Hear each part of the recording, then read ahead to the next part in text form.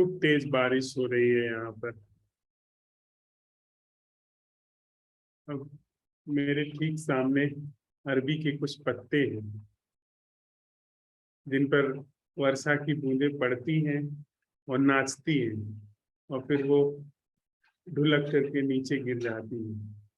और जो उसका अरबी के पत्ते का जो बीच वाला हिस्सा है, वो बिल्कुल पानी को तब तक, बूंदों को तब तक सहेजता है जब तक कि उसकी सामर्थ्य है।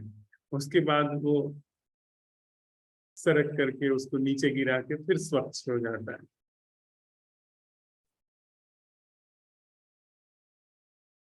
तो जैसे एक उदाहरण देते हैं ना, कमलवत, तो मुझे लगता है अरबी के पत्ते पर भी वर्षा की बूंदें टिकती नहीं। वो जो मोती है वो वर्षा की बूंद का, वो दिखता है, फिर छिलक करके नीचे चला जा रहा है। और बहुत सारे अरबी के पत्ते हैं तो उसमें चारों तरफ जैसे मोती बिखर रहे हो गिर के। और मूसलाधार बारिश हो रही है आज।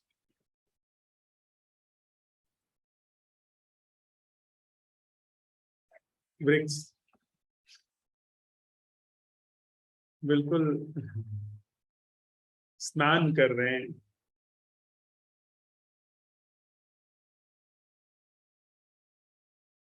और बारिश इतनी तेज है कि वो जिन पत्तों पर पड़ती है उनको कपा दे रही है,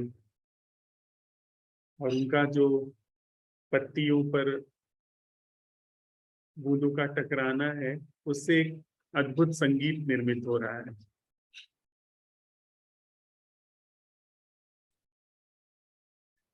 और सोंधी खुशबू तो है ही।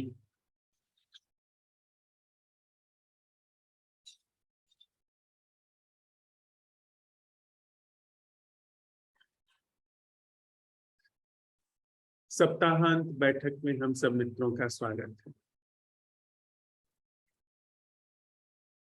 आज हम लोगों ने संवाद के लिए जो बिंदु लिया है वह अति महत्वपूर्ण है। अगर इतनी सी बात हमको समझ में आ गई तो इसके बाद फिर जीवन में और कुछ करने की जरूरत नहीं। जीवन अपनी सृजनात्मकता, गहराई, ऊंचाई जो कि अशेष है, उसमें अपने आप गहराता, उठता हुआ और पुष्पित पल्लवित होता चला जाता है। पहली बात साक्षी, और दूसरा असंभव प्रश्न।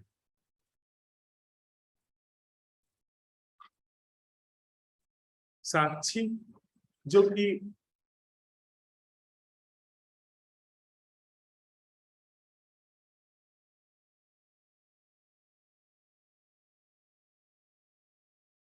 सुख होना चाहते हैं, उनको जो अधिकतम कहा गया है वो है कि आप साक्षी हो जाइए। आप बस किनारे खड़े होकर के देखने वाले हो जाइए। जीवन में चीजें जो घट रही हैं उन्हें घटने दीजिए, विचार को घटने दीजिए, स्थितियां परिस्थितियां जो बदल रही हैं उनको घटने दीजिए। आप साक्षी हो जाइए। आप उनके कर्ता न रहिए, उनके साथ छेड़छाड़ न करिए, बस आप उनको देखने वाले बन जाइए। प्रायः ध्यान सूत्र के रूप में अधिकतम जो साझा किया गया है वह यह है। और असंभव प्रश्न जिस पर हम सब लोग साथ में चलते हुए प्रयोग कर रहे हैं, एक दो छोटी छोटी बोध कथाएं हैं। पहली, एक गांव में एक बूढ़ी स्त्री नाराज हो गई और उसके पास एक मुर्गा था। किसी बात पर वह गांव वालों से रूठ गई और उसने कहा कि मैं कुछ अब ऐसा कर दूंगी कि गांव वाले सड़े मरे और उसने क्या किया, उसका जो मुर्गा था वह रोज सुबह 4 बजे बाग देता था, और उसके बाग देने के बाद गांव जो है उठता था, सूरज निकलता था। उसको कहीं एक ख्याल आ गया कि उसका मुर्गा, जो कि मुर्गा होने से पहले उसका है, वह जब बाग देता है तब सूरज निकलता है, और जब सूरज निकलता है तब लोग उठते हैं। हम सब लोगों को ऐसी बहुत सारी गलतफहमियां हो ही जाती हैं। और नाराज हो गई गांव से, उसने अपना मुर्गा लिया और गांव छोड़ करके चली गई, शाप देते हुए, अब सड़ोगे तुम सब लोग अंधेरे में, मरोगे, उजाला ही नहीं निकलेगा। मैं मुर्गी को लेकर के चली जा रही हूँ, न मुर्गा बाग देगा न सूरज निकलेगा, न मुर्गा बाग देगा न सुबह होगी, और न सुबह होगी न अंधेरा छटेगा, और न अंधेरा छटेगा गांव अंधकार में ही डूब करके मर जाएगा। और दूसरे गांव में जा करके वह अपना रहने लगी, और उसका मुर्गा उस गांव में बाग देने लगा।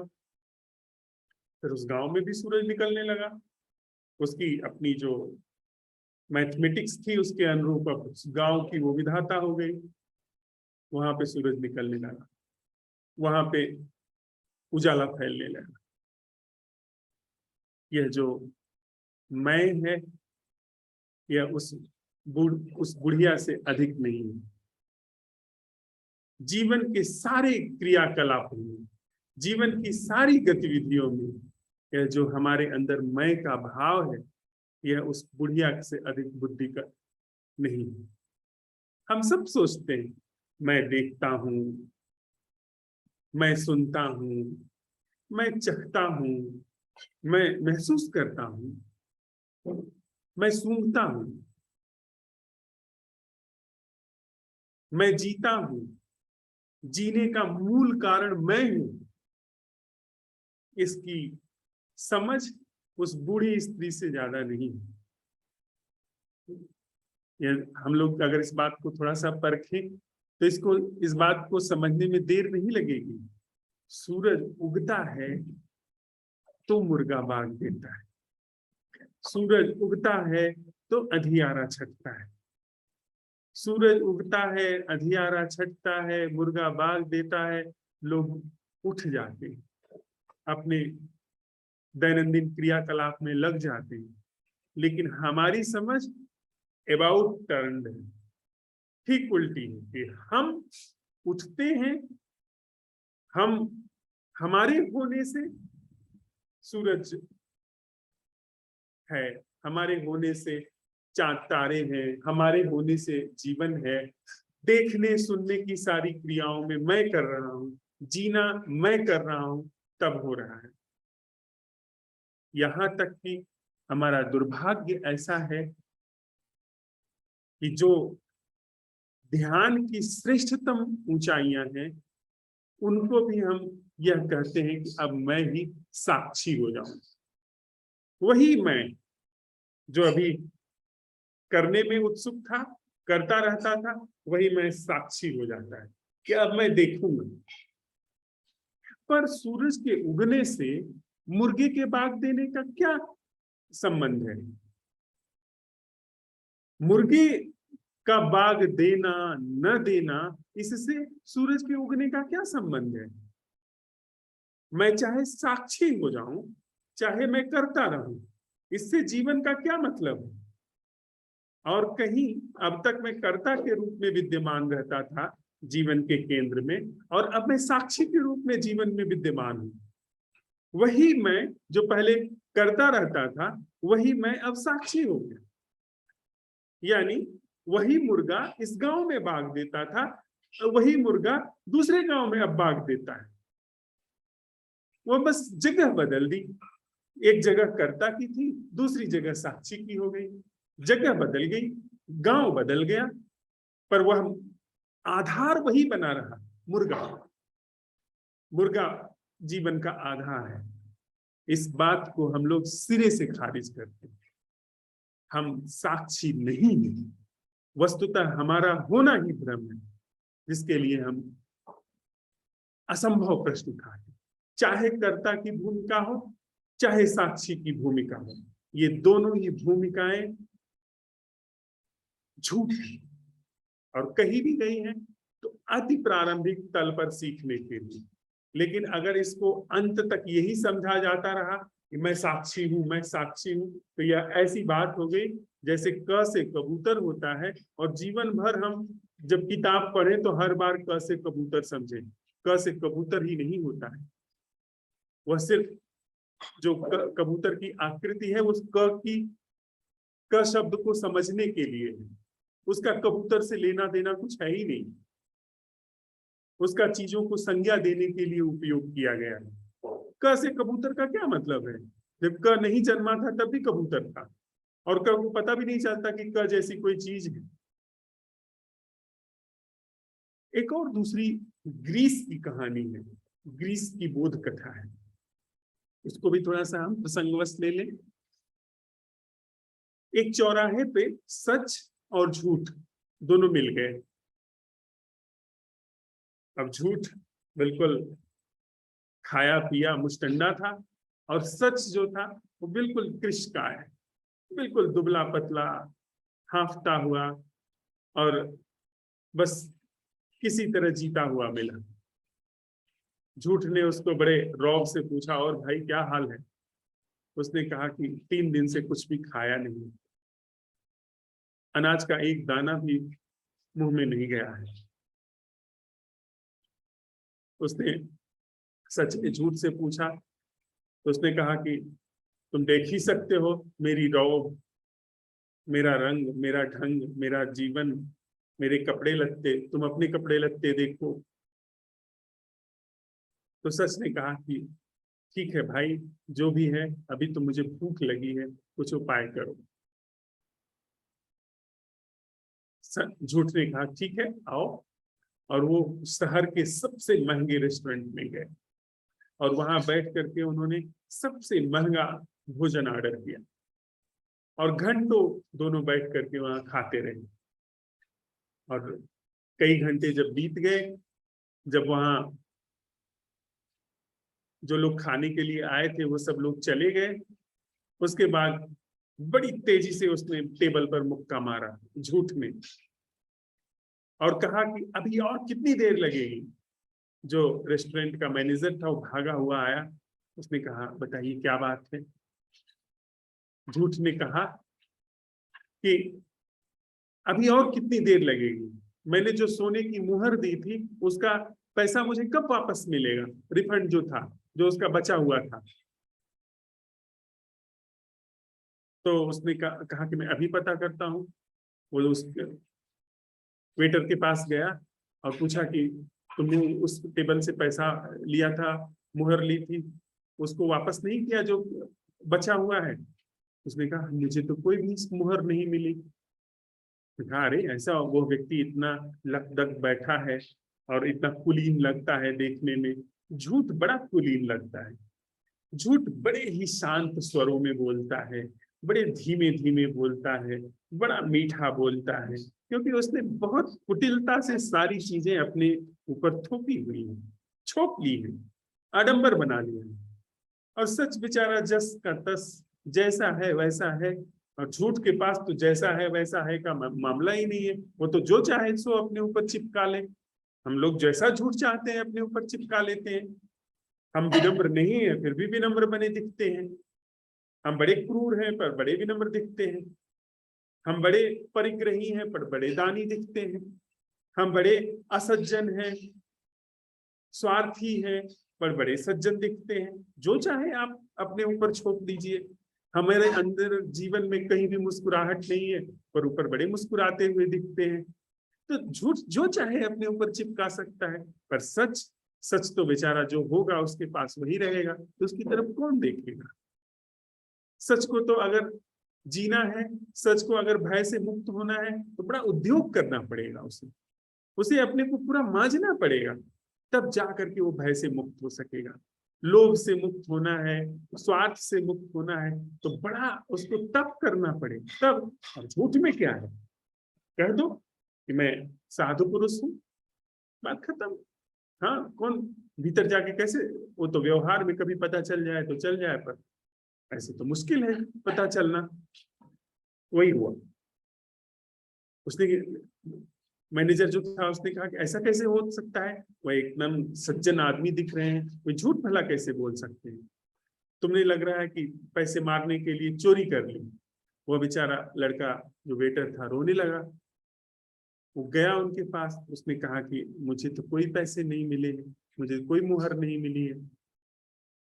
तो बड़ी तेजी से चिल्लाया, कहा कि इस दुष्ट को मेरे सामने से हटा दो, और उसने जेब से दूसरी मुहर निकाली और टेबल पर फेंक दी। तो ये लो, तुम ले जाओ इसको, काट करके जो पैसा है वो वापस मुझे कर दो, जो भी चेंज होता है। और मैं इस इतना खराब मैंने होटल नहीं देखा अपने जीवन में, इतना खराब रेस्टोरेंट नहीं देखा। यहाँ के लोग इतने धूर्त हैं कि मेरे पैसा, मेरे वो मुहर देने के बाद उसको हजम कर गए, फिर दूसरी मुहर मांगी जा रही है। इसमें इस तरीके से हाथ ढाबा बनाया, रोक दाब किया। देखते नहीं है राजनेताओं को, अभिनेताओं को, कैसे वो एकदम आडंबर करते हैं, अपनी छाती फुलाए हुए, बाहों को बड़ी मजबूत सी दिखाते हुए, और सिनेमा में ऐसे दिखाई पड़ते हैं कि जैसे उनको कहीं गोली नहीं लग रही है, और जिसको मार दे रहे हैं वो उसको लग जा रही है। वो एक मुक्का मारते हैं तो आदमी 100 फीट दूर जाके गिरता है, और उनको 100 मुक्के पड़ते हैं, उनको कुछ भी असर नहीं होता। आडंबर। राजनेता को देखिए आप, राजनेता के अंदर कुछ भी ऐसा नहीं है जो कि करुणा जैसा हो, मैत्री जैसा हो, पर वो ऐसे शालीनता से मिलेगा, ऐसे प्रेम से मिलेगा, जैसे कि इनसे ज्यादा तो मेरा सगा लगा भी नहीं कोई होगा जो कि मेरा हित कर सके। तो बस आडंबर, बस आयोजन, बस नकाब लगा करके झूठ बैठता है। मैनेजर ने कहा कि तुमने कुछ गलती की है उस वेटर से, हम तुमसे बाद में निपटेंगे, लेकिन पहले इन सज्जन को ससम्मान विदा दी जाए। जैसे ससम्मान हम विदा देते हैं, जैसे सम्मान रखते हैं ना अभिनेताओं के लिए, राजनेताओं के लिए, कितना सम्मान हमारे हृदय में होता है, जो सिर्फ आडंबर है। आप गहराई से देखिए, किसी राजनेता के अंदर, किसी अभिनेता के अंदर कोई आप सदगुण पा सकते हैं? सिर्फ वहां आडंबर है, पर सबसे ज्यादा फैन फॉलोइंग, सबसे ज्यादा नकल, सबसे ज्यादा पीछे चलना राजनेताओं और अभिनेताओं का होता है, जो कि हम जानते हैं कि वो झूठ बोल रहे हैं, उसके बावजूद भी उनकी हम नकल कर रहे हैं, क्योंकि हमें सच के साथ रहने रहने की जो सामर्थ्य है, जो जो उद्योग करना है, जो तप है, उसमें हम खुद को भी सक्षम नहीं पाते, तो खुद को ही हम धोखा ले देते हैं कि ऐसा हो रहा है, ऐसा ही है। उसने वेटर ने ला करके जितना खर्च हुआ था, जितने का उन्होंने भोजन किया था, वो उतना पैसा काट करके बाकी पैसा उनको ला करके दिया, और माफी भी मांगी। वो बड़े गर्जता हुआ झूठ सच को भी लेकर के बाहर निकला। तो वो जो वेटर था उसने कहा, हे, क्या सच तुम बिल्कुल भी अब इस दुनिया में नहीं हो? इस दुनिया में अब सच बिल्कुल भी नहीं बचा है? सच वही था। उसने कहा, जब वेटर ने कहा कि तुम कहाँ हो, तो सच धीरे से बोला कि मैं यहीं पर हूँ। पर मैं क्या करूं, मैंने 3 दिन से कुछ नहीं खाया था, और अब मैं इस झूठ के ही भरोसे खाया हूं। मेरी क्षुधा पूर्ति हुई है, तो मैं जानते हुए भी कुछ अब बोल नहीं सकता। दोनों बाहर आए और बड़ा ठठा करके हंसा झूठ, और उसने एक धौल मारी सच के कंधे पर, और कहा कि देखा, यह है जीने का ढंग, जिस तरीके से जिया जाता है।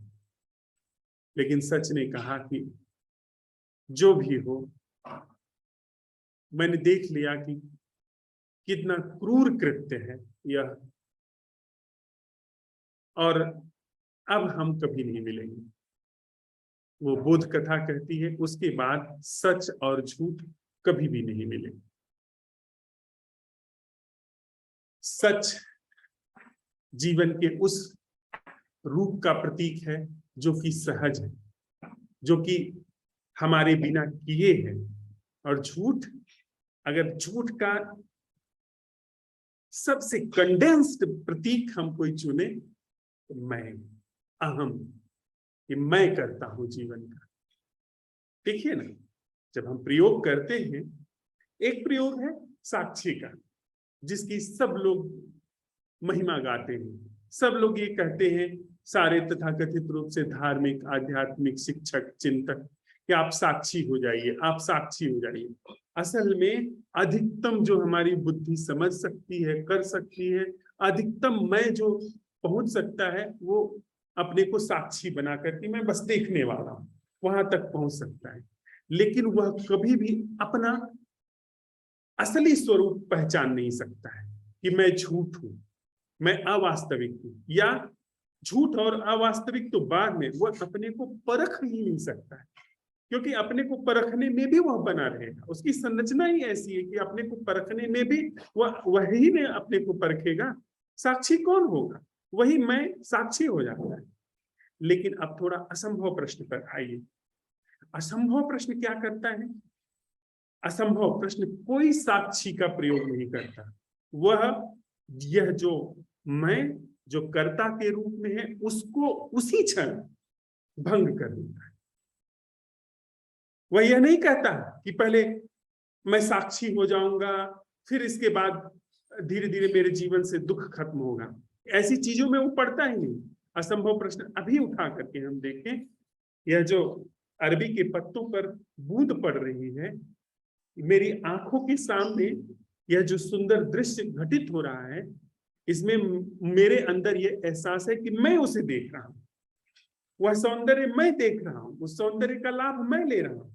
लेकिन अभी अगर हम यह सवाल उठाएं कि उस अरबी के पत्ते का वह दर्शन क्या है जो मैं नहीं कर रहा हूं।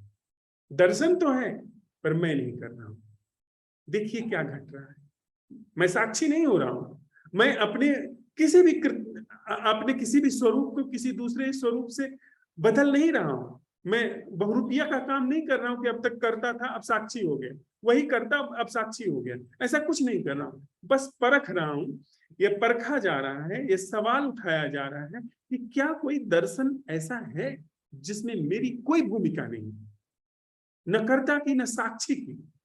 वह जो दृश्य घटित हो रहा है, उसमें यदि मैंने यह सवाल उठाया अपने से कि इस दर्शन में वह दर्शन क्या है जो मैं नहीं कर रहा हूं,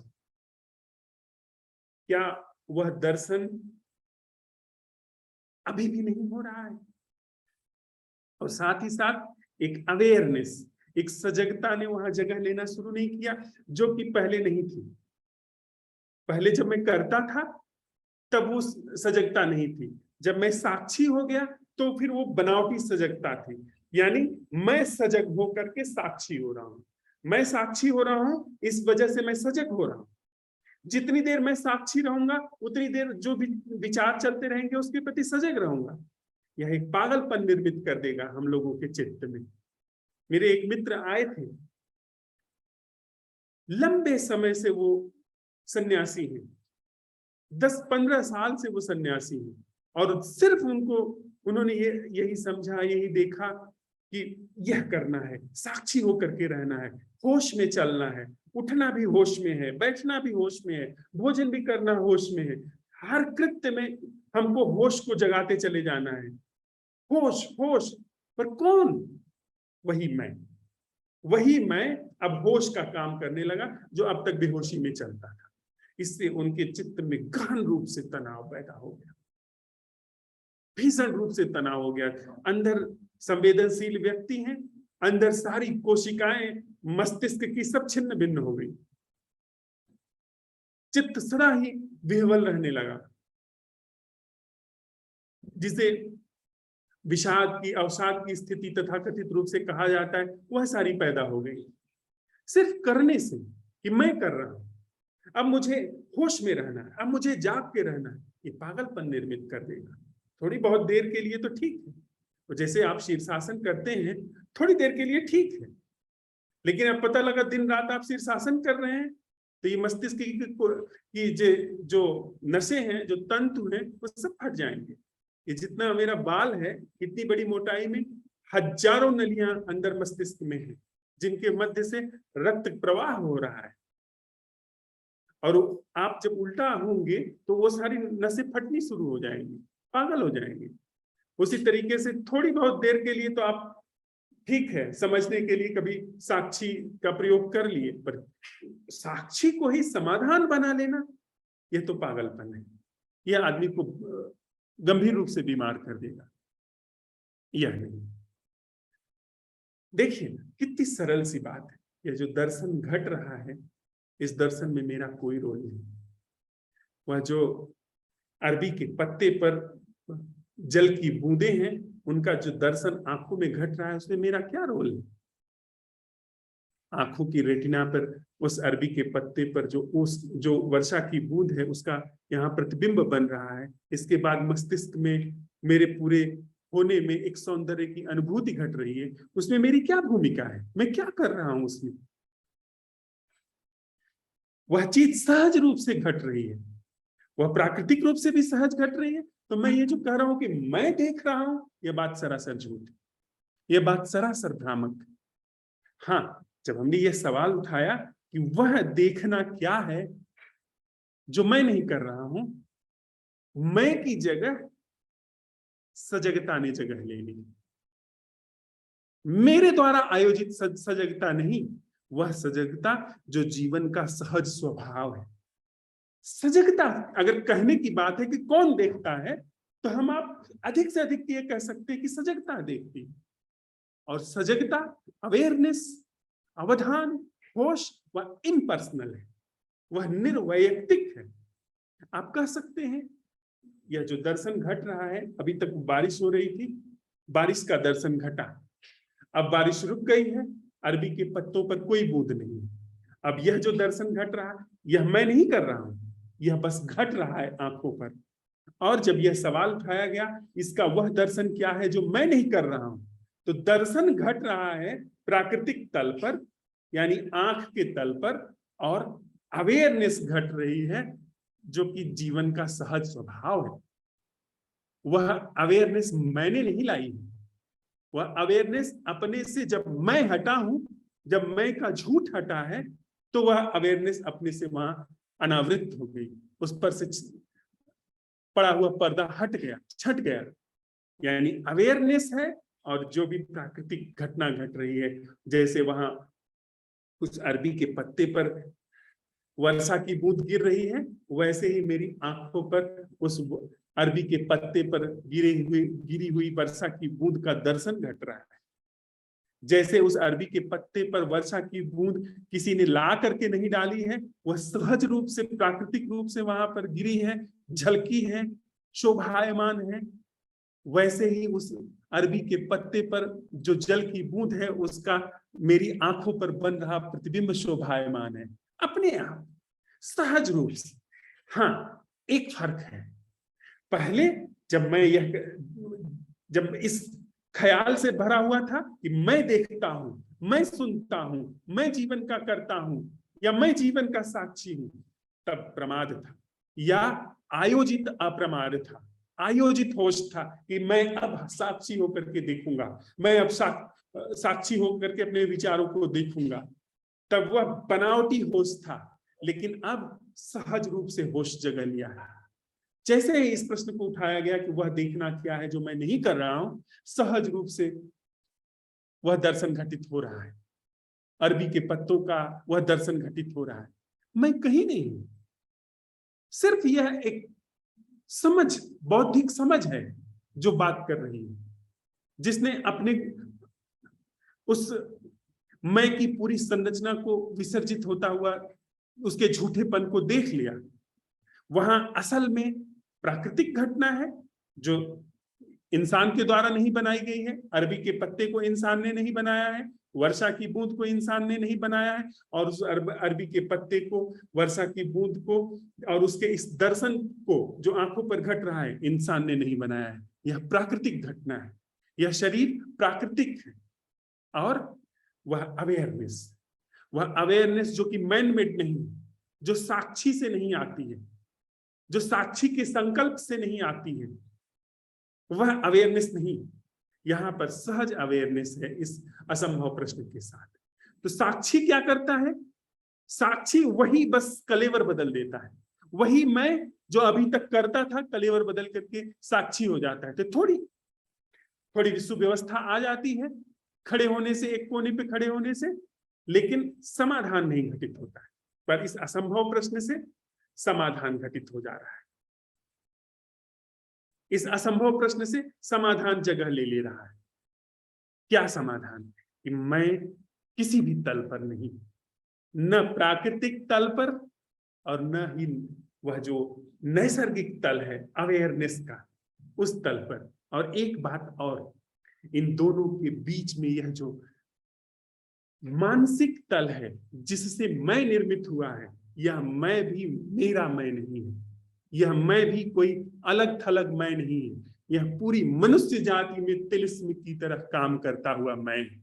पूरी मनुष्य जाति में यह एक भ्रम की तरह काम कर रहा है, एक ख्याल की तरह काम कर रहा है। मुझे वो दृष्टांत आता है, थोड़ा सा मौजूद दृष्टांत है, कि जैसे शादी ब्याह का घर हो, उसमें फूफा की जो दशा होती है। फूफा जो पहले घर का दामाद रहा है, वह जब कोई फिर शादी विवाह होता है, शादी विवाह हुए 15-20-25 साल हो गए हैं, उसको भी आमंत्रित किया गया है। पहले वो बड़ा सम्मान पाता रहा है, पर अब नया दामाद घर में आने लगा है तो उसका थोड़ा कम हो गया है। तो वह जगह जगह जा करके क्रेडिट लेने की, सम्मान पाने की कोशिश करता है। वह जहां चौका है वहां घूमता हुआ चला जाएगा और कहेगा कि थोड़ा सा सब्जी में हल्दी कम डालो, क्रेडिट लेगा, ताकि उसकी बात अभी भी मानी जा रही है। वो अपने को सिद्ध करने की कोशिश करेगा कि नहीं, अभी भी मेरा उतना ही रुतबा, उतना ही सम्मान कायम है। वो बाहर चला जाएगा, वो कहेगा कि इस चबूतरे को थोड़ा सा और साफ करो। वो पहले से साफ है, पर उसको थोड़ा सा और कहेगा कि इसको और साफ करो। और वो गमला वहां क्यों रखा है? वो ठीक जगह गमला रखा है, लेकिन वो कहेगा नहीं, इस गमले को वहां से उठा करके वहां रखो। वो अभी भी अपने को साबित करने की कोशिश कर रहा है। वही स्थिति स्थायी रूप से हमारी है। जीवन में सब कुछ सहज घटित हो रहा है, लेकिन यह मैं फूफा जी की तरह हर जगह क्रेडिट लेने के लिए तैयार। शारीरिक तल पर सब कुछ सहज घटित हो रहा है, जीवन सहज रूप से घटित हो रहा है, लेकिन वह क्रेडिट लेने के लिए मैं कर रहा हूं, मैं हूं। और उसमें फूफा जी अपने अंदर बड़ा विषाद ग्रस्त हो जाते हैं, क्योंकि पुराने लोग गए जब वो दामाद बन करके आए थे। अब नई पीढ़ी आई है जो कि थोड़ी देर सुनती है, अरे फूफा जी आप क्या बकवास करते रहते हैं, उनको बड़ी चोट लग जाए। पुराने लोग थोड़ा सम्मान करेंगे, पर बोर हो रहे हैं कि कितना मतलब उबाऊ आदमी है, हर चीज में टोका टाकी कर रहा है, पर अब बोल भी नहीं सकते हैं। संकोच है कि 4 दिन के लिए आए हैं फिर चले जाएंगे, वही स्थिति। तो हम जो ये पाने की कोशिश करते हैं, जो अपने को सिद्ध करने की कोशिश कर रहे हैं, उसमें पूरी हमारी व्यवस्था है कि हम सम्मान पाए, हम करने वाले हैं, हमारे बिना कुछ नहीं हो रहा है, और हर जगह चोट खा रहे हैं। हमने जो छवि अपनी बनाई है, छवि के रूप में हम जो बने हैं, वो हर जगह चोट खा रहे हैं। वो जो फूफा जी बनने का ख्याल निर्मित हुआ है, कहीं कोई फूफा जी नहीं होता है, सब हम इंसानों ने ही बनाया है। पर वो जो ख्याल बना हुआ है, मैं का ख्याल, वो हर जगह चोट खा रहा है। किसी संबंध में चोट खा रहा है कि यह बना टूट गया, ये 2 छवियां मिली बिछड़ गई, जो चाहा था वो नहीं हुआ। वही हो सकता है, वही हो रहा है, वही हुआ है, वही होगा जो वास्तविक है। हाँ, फूफा जी अपना जो दुख है, अनायास गमले को इधर से उधर रखवा सकते हैं, गमला इधर से उधर, उसको थोड़ा सा उस दुख को कम कर सकते हैं। यदि फूफा जी होशियार हो तो चुप हो जाएंगे, एक तरफ सरक करके बैठ जाएंगे। कोई पूछेगा तो बताएंगे, नहीं तो उसमें भी चुप रहेंगे। उतना दुख हम अपना बचा सकते हैं, उतना दुख कम हो सकता है, यदि यह देख लिया जाए कि फूफा जी जैसी कोई चीज नहीं होती। मैं जैसी कोई चीज नहीं होती, मैं सरासर झूठ है। तो जीवन नैसर्गिक है। इस धरती पर न जाने कितने लाखों करोड़ों अरबों खरबों लोग आए जो कि यहाँ फूफा जी बने थे, जिन्होंने यहाँ पर धरती पलट करके इधर से उधर करने की कोशिश की। नाम है उनके, सिकंदर नाम है, नादिर है, हिटलर है, पर फूफा जी चले गए। धरती अभी की अभी वैसी कायम है। फोड़ने का वैसे इंतजाम है फूफा जी का, तरह तरह के फूफा जियों का इंतजाम है, पर आप अस्तित्व सिर्फ जीवन को मिटा नहीं सकते। धरती को हो सकता है कि आप नष्ट कर दे, पर पूरे ब्रह्मांड को नष्ट नहीं किया जा सकता है। ब्रह्मांड रहेगा, कहीं और पृथ्वी बन जाएगी, कितना भी इंतजाम कर ले पर नहीं हो सकता है। आप सारे अस्तित्व से सृजन को मिटा नहीं सकते, ये असंभव बात है। तो साक्षी में वही मैं विद्यमान रहता है, पर यह असंभव प्रश्न मैं का समूचा ध्वंस है। प्रथम तल पर, प्रथम चरण पर मैं का समूचा ध्वंस है। जैसे हम ये सवाल जब उठाते हैं, बाहर अपने को मांझते हैं कि वह देखना क्या है जो मैं नहीं कर रहा हूं, और पाते हैं अरे दर्शन तो घट रहा है, मेरा कोई रोल ही नहीं है। वह सुनना क्या है जो मैं नहीं कर रहा हूं, अरे पाया जाता है कि श्रवण तो घट रहा है। आप कहेंगे कि फिर ये कौन कह रहा है कि श्रवण घट रहा है, दर्शन घट रहा है? तो फिर ये या तो कुतर्क है, या हम अगर आप उत्तर ही चाहते हैं तो अधिक से अधिक उत्तर ये आ सकता है कि यह सिर्फ बुद्धि कह रही है, या यह देखना अवेयरनेस को होता है। इम्पर्सनल अवेयरनेस देखती है इस पूरे मामले को। जब यह इम्पर्सनल अवेयरनेस को रिकमेंड होती है, चीजें इम्पर्सनल अवेयरनेस देखती है इन सारी चीजों को उसके देखने में इसका विसर्जन हो जाता है।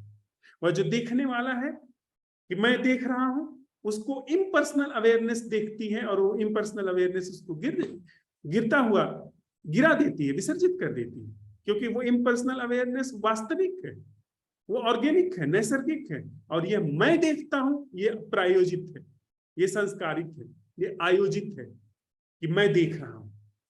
और इसका जो निष्कर्ष आता है वो बुद्धि में आ जाता है। बुद्धि भी इम्पर्सनल है।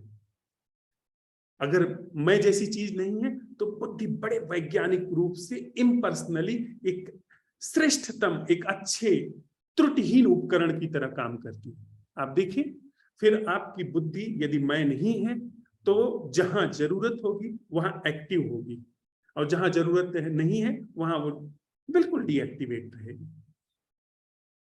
आपको जब कंप्यूटर चलाना है तो बुद्धि एक्टिवेट होगी कि कहाँ ASDF है, कहाँ JKL है, वो तब एक्टिवेट होगी। वो बता देगी, उंगलियों को इशारा कर देगी कि ये चाबियां यहाँ पर है, यहाँ पर आप प्रेस करिए। उसके पहले वो ASDF JKL अंदर चलता नहीं रहेगा टाइपिंग के लिए, वो जब जरूरत होगी तब एक्टिवेट होगी। पर अभी मैं है तो मैं तो बुद्धि में अपने को लगातार बनाए रख रहा है। तो ऐसे साक्षी में ऐसा नहीं। साक्षी में बस कलेवर बदल जाता है, भेष बदल जाता है, और वही मैं बना रहता है, झूठा तिलिस्मी मैं, जो दुख का कारण है, जो सकल भ्रमों का कारण है। लेकिन असंभव प्रश्न में मैं को कोई जगह नहीं। पहले ही तल पे मैं का विध्वंस है, पहले ही तल पे मैं का भली भांति अवसान है। जब आप एक मुस्त इस प्रश्न को उठाते हैं कि वह जीना क्या है जो मैं नहीं कर रहा हूं, इसका उत्तर चूंकि मैं को नहीं आ सकता है, क्योंकि इस प्रश्न ही कह रहा है कि वह जीना जो मैं नहीं कर रहा हूं, जिसमें मैं कोई भी हाथ पैर नहीं पटक रहा हूं। इसका मतलब यह नहीं कि मैं साक्षी हूं, नहीं, साक्षी, कर्ता, भोक्ता, किसी भी रूप में मैं की जो उपस्थिति है उसकी पहचान, और जीवन मात्र, जीवन का सहज स्वभाव मात्र वहां पर हो।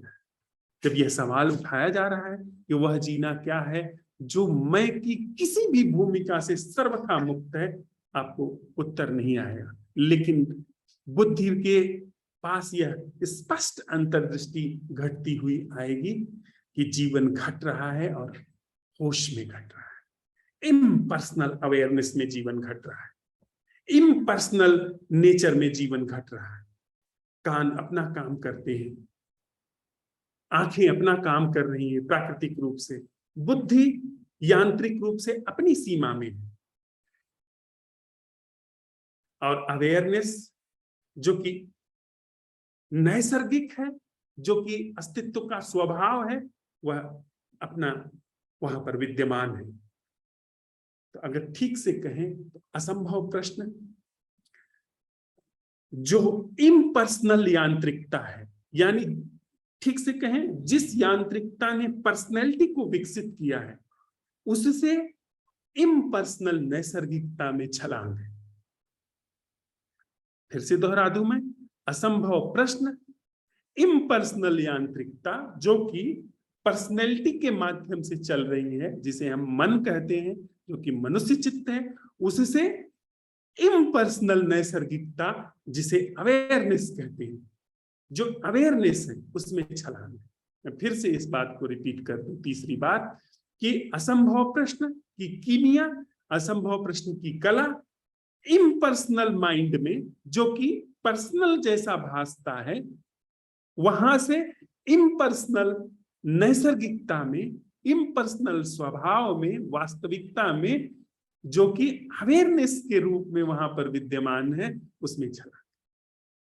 और साक्षी या दृष्टा या उसी मय का बदला हुआ कलेवर है। जीवन भर आप साक्षी होते रहे, अगर आप, पहली बात तो सधेगा नहीं, क्योंकि 1000 तरीके के प्रेशर्स है, पर अगर आपने ज्यादा जोर की, ज्यादा जोर लगाया, ज्यादा उसमें रास्ता कसी की, तो फिर वहां पर तनाव पैदा होना शुरू हो जाएगा, तब वहां पर विकृति पैदा होनी शुरू हो जाएगी। आप खुद सोचो कि आप अगर होश साध रहे हो तो आप 24 घंटा तनाव में भरे हुए हो, बजाय इसके आपने सिर्फ असंभव प्रश्न उठाया कि वह जीना क्या है, वह देखना क्या है, वह सुनना क्या है, वह महसूस करना क्या है, जो कि मैं नहीं कर रहा हूं। आप पाएंगे कि जीवन में वह चीजें घटनी शुरू हो गई, वो पहले से घट रही, उस पर मैं जो है आरोपित था। एक दो बातों से और भी इस चीज को हम आप साथ में चलते हुए ख्याल में ले सकते हैं। प्रेम आप कर सकते हो, यद्यपि दावा है, पर प्रेम में जब तक मैं हूं प्रेम हो सकता है। वहां भय होगा, वहां स्वार्थ होगा, वहां कुछ योजना होगी, कुछ हित सिद्धि होगी, कुछ अनहितों से बचाव होगा। प्रेम नहीं होगा। प्रेम तब है जब मैं नहीं। थोड़ा और स्थूल रूप से इस चीज को समझते हैं। आप विनम्रता साध सकते हो। देखिए, हम सबको ये कहा गया है बचपन से कि विनम्र बनो, बड़ों का आदर करो, शिष्टाचार सिखाया गया है। लेकिन क्या आप विनम्रता साध सकते हैं? क्या आप साधुता साध सकते हैं? क्या आप दया, करुणा साध सकते हैं? साधुता के नाम पे आप सज्जनता साध लोगे, करुणा के नाम पे आप दयालुता साध लोगे, जो कि दुनिया में आपको सम्मान तो दे देंगे कि बड़े दयालु हैं, बड़ा दान दक्षिणा देते हैं, पर भीतर आपके अंदर हिसाब किताब चल रहा है कि आप दयालु रहोगे, यहां 1 दोगे, वहां 10 मिलेगा। ये दयालु रहोगे, दयालु होने में कहीं किसी ने तस्वीर खींच ली तो फिर आपका पूरा नाम हो जाएगा। कहो तो कोई पुरस्कार मिल जाए राष्ट्रपति के हाथों से, या हो सकता है कि कोई बड़ा पद मिल जाए, कुछ ऐसा करते हुए अगर नाम हो गया। यह सब कुछ हिसाब किताब है, वणिक बुद्धि वहां पर चल रही है, जो हिसाब किताब रखे हुए एक एक चीज का। यह नहीं, आप विनम्रता नहीं साध सकते, हम आप साधुता नहीं साध सकते, हम आप करुणा नहीं साध सकते, हम आप प्रेम नहीं साध सकते। यह सारी चीजें तब घटित होती हैं जब मैं नहीं होता है। जब मैं नहीं होता है तो जो व्यवहार होता है वह विनम्रता का व्यवहार है। जब मैं नहीं होता है तो उसमें कोई हिसाब किताब नहीं है। मैं नहीं है तो आप किसी से घर्षण करोगे। विनम्रता जीवन का सहज स्वभाव है। प्रेम या करुणा जीवन का सहज स्वभाव है। जहां पर आडंबर नहीं है, आरोपण नहीं है, वहां पर करुणा जीवन का सहज स्वभाव है। जहां पर मैं नहीं है, वहां पर साधुता जीवन का सहज स्वभाव है। अन्यथा सारी चीजें बड़े गहरे तनाव में ले जाती हैं। सारी चीजें भीतर गहरा तनाव पैदा करती हैं कि आप भीतर से तो चाह रहे हो कि इसको तो 10 गाली दे दी जाए, पर ऊपर ऊपर आप मुस्कुराओगे, भीतर आप भयंकर तनाव से बने रहोगे और आप साथ लोगे, सब सफल भी हो जाओगे। दुर्भाग्य से हम में से बहुत सारे लोग सफल हो जाते हैं। जैसे आप किसी बड़े ऊंचे पद पर हो तो आप बिल्कुल सध जाओगे, एकदम एकदम चेहरे पर पता नहीं चलेगा, पर अंदर अंदर सब धुआं धुआं होता रहेगा। उसी तरीके से आप ध्यान नहीं साध सकते। आप अवेयरनेस को नहीं साध सकते। अवेयरनेस तब होती है जब मैं नहीं होता। अवेयरनेस राम है। अवेयरनेस परमात्मा का स्वभाव है, अगर उसको हम पौराणिक रूप से कहें। जो कबीर साहब कहते हैं ना, जब मैं था तब हरि नहीं, अब हरि है मैं ना है। सब अंधियारा मिट गया जब दीपक देखा माए। दोनों नहीं रह सकते, अंधियारा और दीपक दोनों नहीं रह सकते साथ में। सच और झूठ दोनों साथ में नहीं रह सकते। यह बात ही असंभव है। यह बात ही झूठी है। यह बात ही एक गलत आयोजन है, गलत व्यापार है।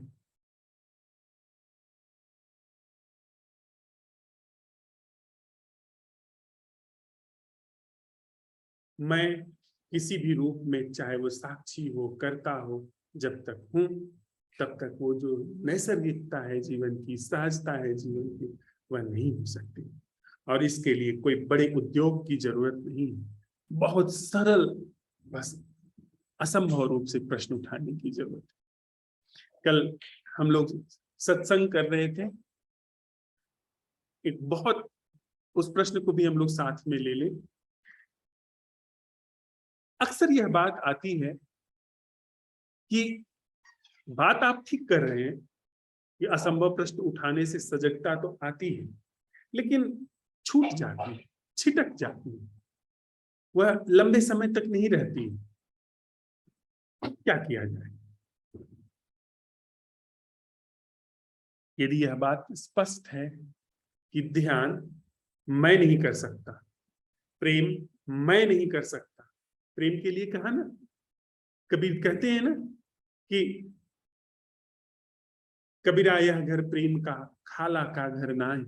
शीश उतारे भुई धरे, सो पैठे घर माही। कि पहले सिर उतारो, यानी खुद मिटो, तब घर में प्रवेश होता है। उसके पहले घर में प्रवेश नहीं। अगर प्रेम जैसा हम जानते हैं वैसा नहीं,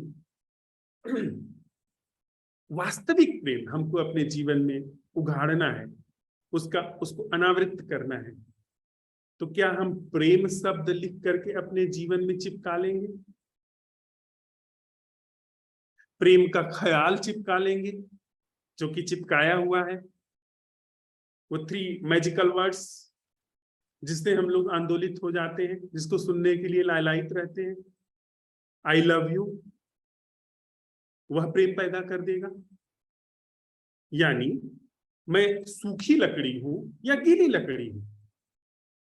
चिंगारी शब्द, आग शब्द, आग की तस्वीर मुझ सूखी लकड़ी या गीली लकड़ी पर चिपका दी जाए तो आग पकड़ लेगी, तो मैं जल के राख होऊंगा। या वास्तव में चिंगारी चाहिए? चिंगारी छोटी हो या धधकती हो, मसाल हो, लकड़ी सूखी हो या थोड़ी गीली ही क्यों ना हो। अगर गीली लकड़ी है तो भी उसे सुखाने के लिए आग चाहिए। सूखी लकड़ी है तो भी उसको जलाने के लिए आग चाहिए। आग से ही तो वह सूखेगी ना। अगर मैं बिल्कुल गीला हूं, बिल्कुल मेरे अंदर कोई भी यह जो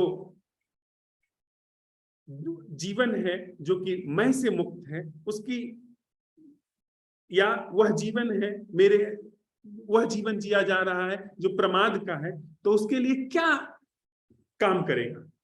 अप्रमाद की चिंगारी या अप्रमाद शब्द उसके लिए क्या काम करेगा?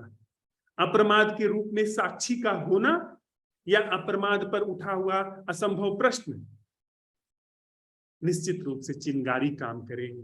गीली लकड़ी हो तो भी चिंगारी ही उसको सुखा करके एक दिन जला देगी। सूखी लकड़ी है, झट से जल जाती है। गीली लकड़ी है, थोड़ा सुलगती है, थोड़ा धुआं देती है, थोड़ा बुझती बुझती फिर जल जाती है, पर काम आग ही करेगी, चाहे वह सूखी लकड़ी पे हो, चाहे वह गीली लकड़ी पे हो। काम असंभव प्रश्न ही करेगा।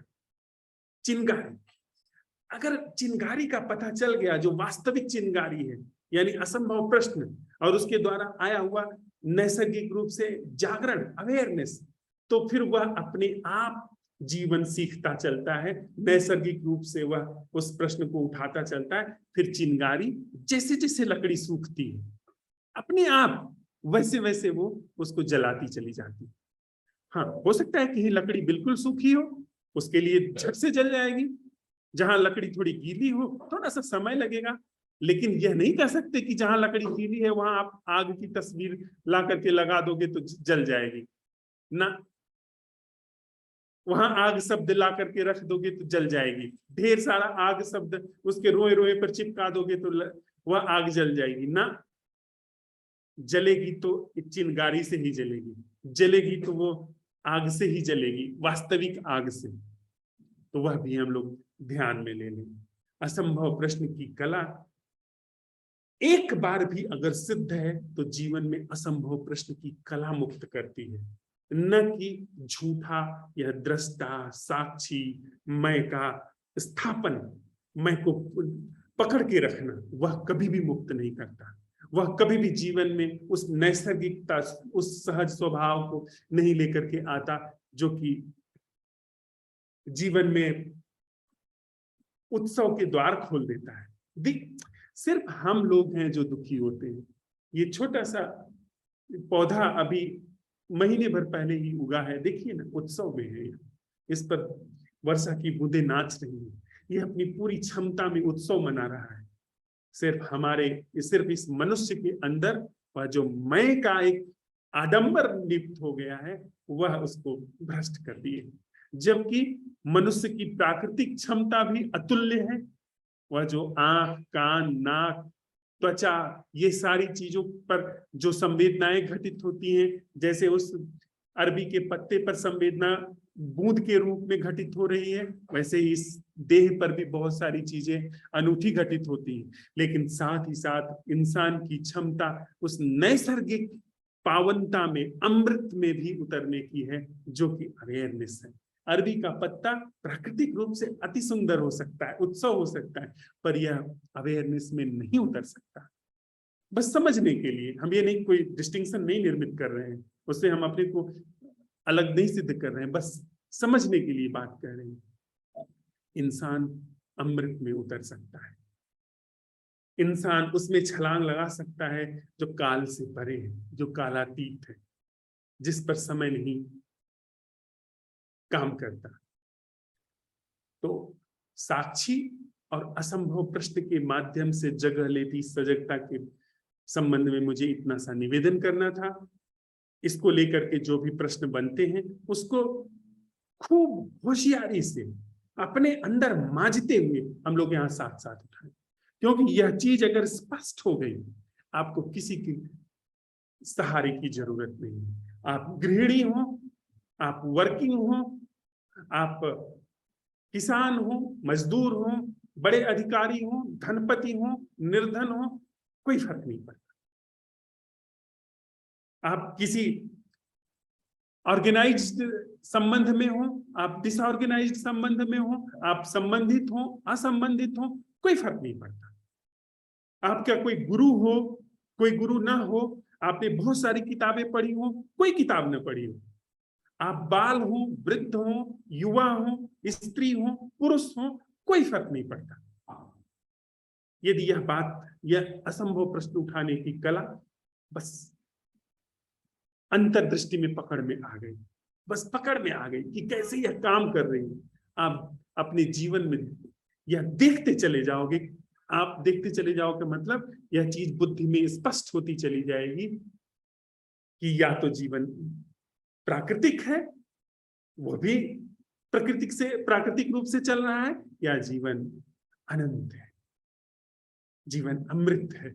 यह जो मन है, मन का जो मैं बनाता है मन, उसमें इसकी भूमिका सिर्फ इतनी है कि मैं पढ़ने की, कंप्यूटर चलाने की, बस वो अपने आप अपनी सीमा पहचान लेगा। जैसे ही यह नैसर्गिक तल और प्राकृतिक तल स्पष्ट रूप से हमारे जीवन में उद्घाटित हो जाते हैं, तो इसको लेकर के जो भी प्रश्न आते हैं उसको निर्भीकता से और निर्ममता से पूछिए।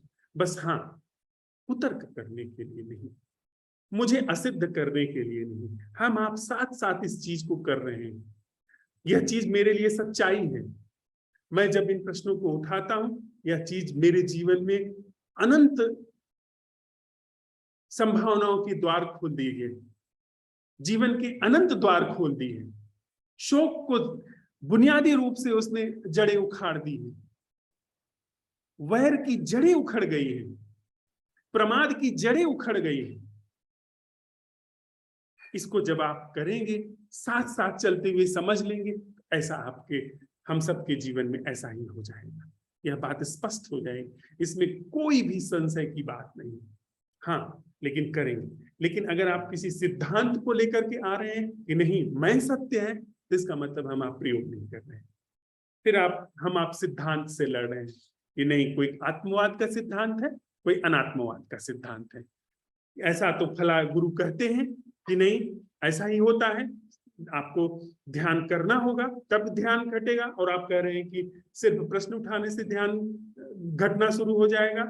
ध्यान करने से ध्यान का सही सही मायनों में ध्यान का न घटना घटित होता है, तो फिर हम आप कुतर्क में पढ़ते चले जाएंगे। हाँ, समझने के लिए अगर हम कर रहे हैं तो बात खुलती चली जाए। इसलिए बहुत स्पष्टता से अपने अंदर मांझते हुए इस प्रश्न को उठाएं। यह ऐसी कला है जो जीवन में कुछ भी हो, आप कैसे भी हो, वहां पर अनंत प्रसाद के द्वार खोल देती है। थोड़ी देर के लिए हम लोग साथ में बैठते हैं, जो भी हम लोगों ने आपस में साझा किया है उसमें ठहरते हैं। उसके बाद जो भी प्रश्न होंगे उसको हम लोग साथ साथ उस पर अवलोकन कर लेंगे।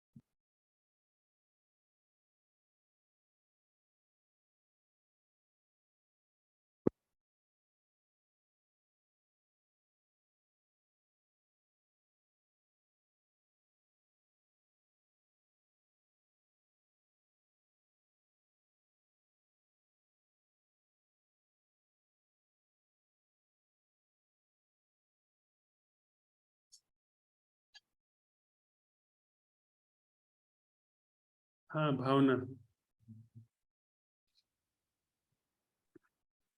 जी भैया प्रणाम।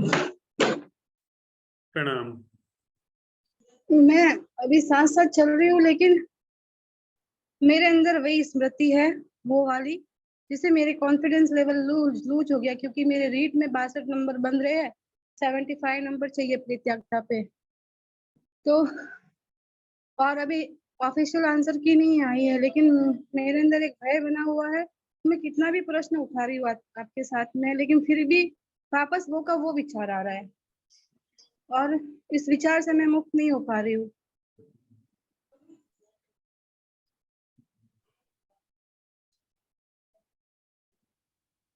आपको इस अपने सवाल का क्या उत्तर आता है? समाधान क्या निकल करके आपके जीवन में आता है?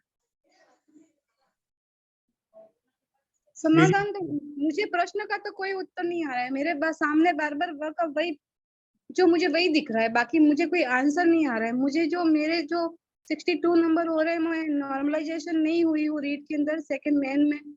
मतलब अभी ये फाइनल, अभी तक इसका कोई फाइनल नहीं हुआ है, अभी इसकी गवर्नमेंट आंसर की नहीं आई है, लेकिन कोचिंग वालों ने ये निकाली हुई है। तो मेरे सामने ये का ये घूम रहा है, क्योंकि मेरा अब टाइम नहीं है ना, 45 की एज हो गई है, तो फिर बाद में आगे टाइम नहीं है ना, फिर बाद में। तो भावना, तुम इन असंभव प्रश्नों से क्या कुछ वो अपने मार्क्स वगैरह बढ़वाने की उम्मीद करती हो? अरे प्रश्न अरे असंभव प्रश्न से मार्क्स बढ़वाने की वो नहीं करती हूँ, लेकिन इसमें तो सब कुछ आ गया ना, आध्यात्मिक हो या संसार में। जीवन हम जो भी जी रहे हैं, चाहे असत्य में जी रहे हैं या सत्य में जी रहे हैं या कैसे भी जी रहे हैं, लेकिन वो प्रश्न है ना, हर जगह के ऊपर काम करता है, क्योंकि हमारे जीने में तो वही मैं है ना, अपेक्षाएं है, मैं है तो इच्छाएं है, तो ये सारा का सारा तो वही है ना, मतलब कहने का मतलब। तो वो प्रश्न बड़े या नहीं बड़े उससे मतलब नहीं है।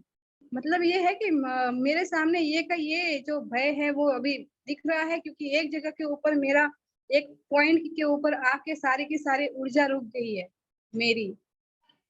तो अब मैं क्या करूं भैया, क्योंकि यहाँ पे मैं आपके साथ प्रश्न उठा रही हूँ, लेकिन फिर भी है ना, वापस का वापस वही विचार दिखने लग जाता है मुझे, फिर वही भय बन जाता है मेरे अंदर कि अब क्या होगा, मतलब ऐसे। कुछ योजना है वो जो आपने परीक्षा दी है, उस परीक्षा का जो परिणाम हो, उसके बाद फिर जीवन को लेकर के कोई योजना होगी हाँ आपके? योजना है ना, योजना तो है कि फिर मेरा बुढ़ापा सिक्योर हो जाएगा, फिर मुझे किसी के भरोसे जीना नहीं पड़ेगा, चाहे वो कोई भी हो। फिर इस तरह की योजना है। फिर अगर मतलब कि जॉब लग गई तो शिवांग की भी हेल्प हो जाएगी। फिर जॉब लग गई तो बेटे को भी मतलब कनाडा भेज पाऊंगी पढ़ाई के लिए। मतलब योजना तो है ही ना, योजना तो है। और ये सारी योजनाएं जो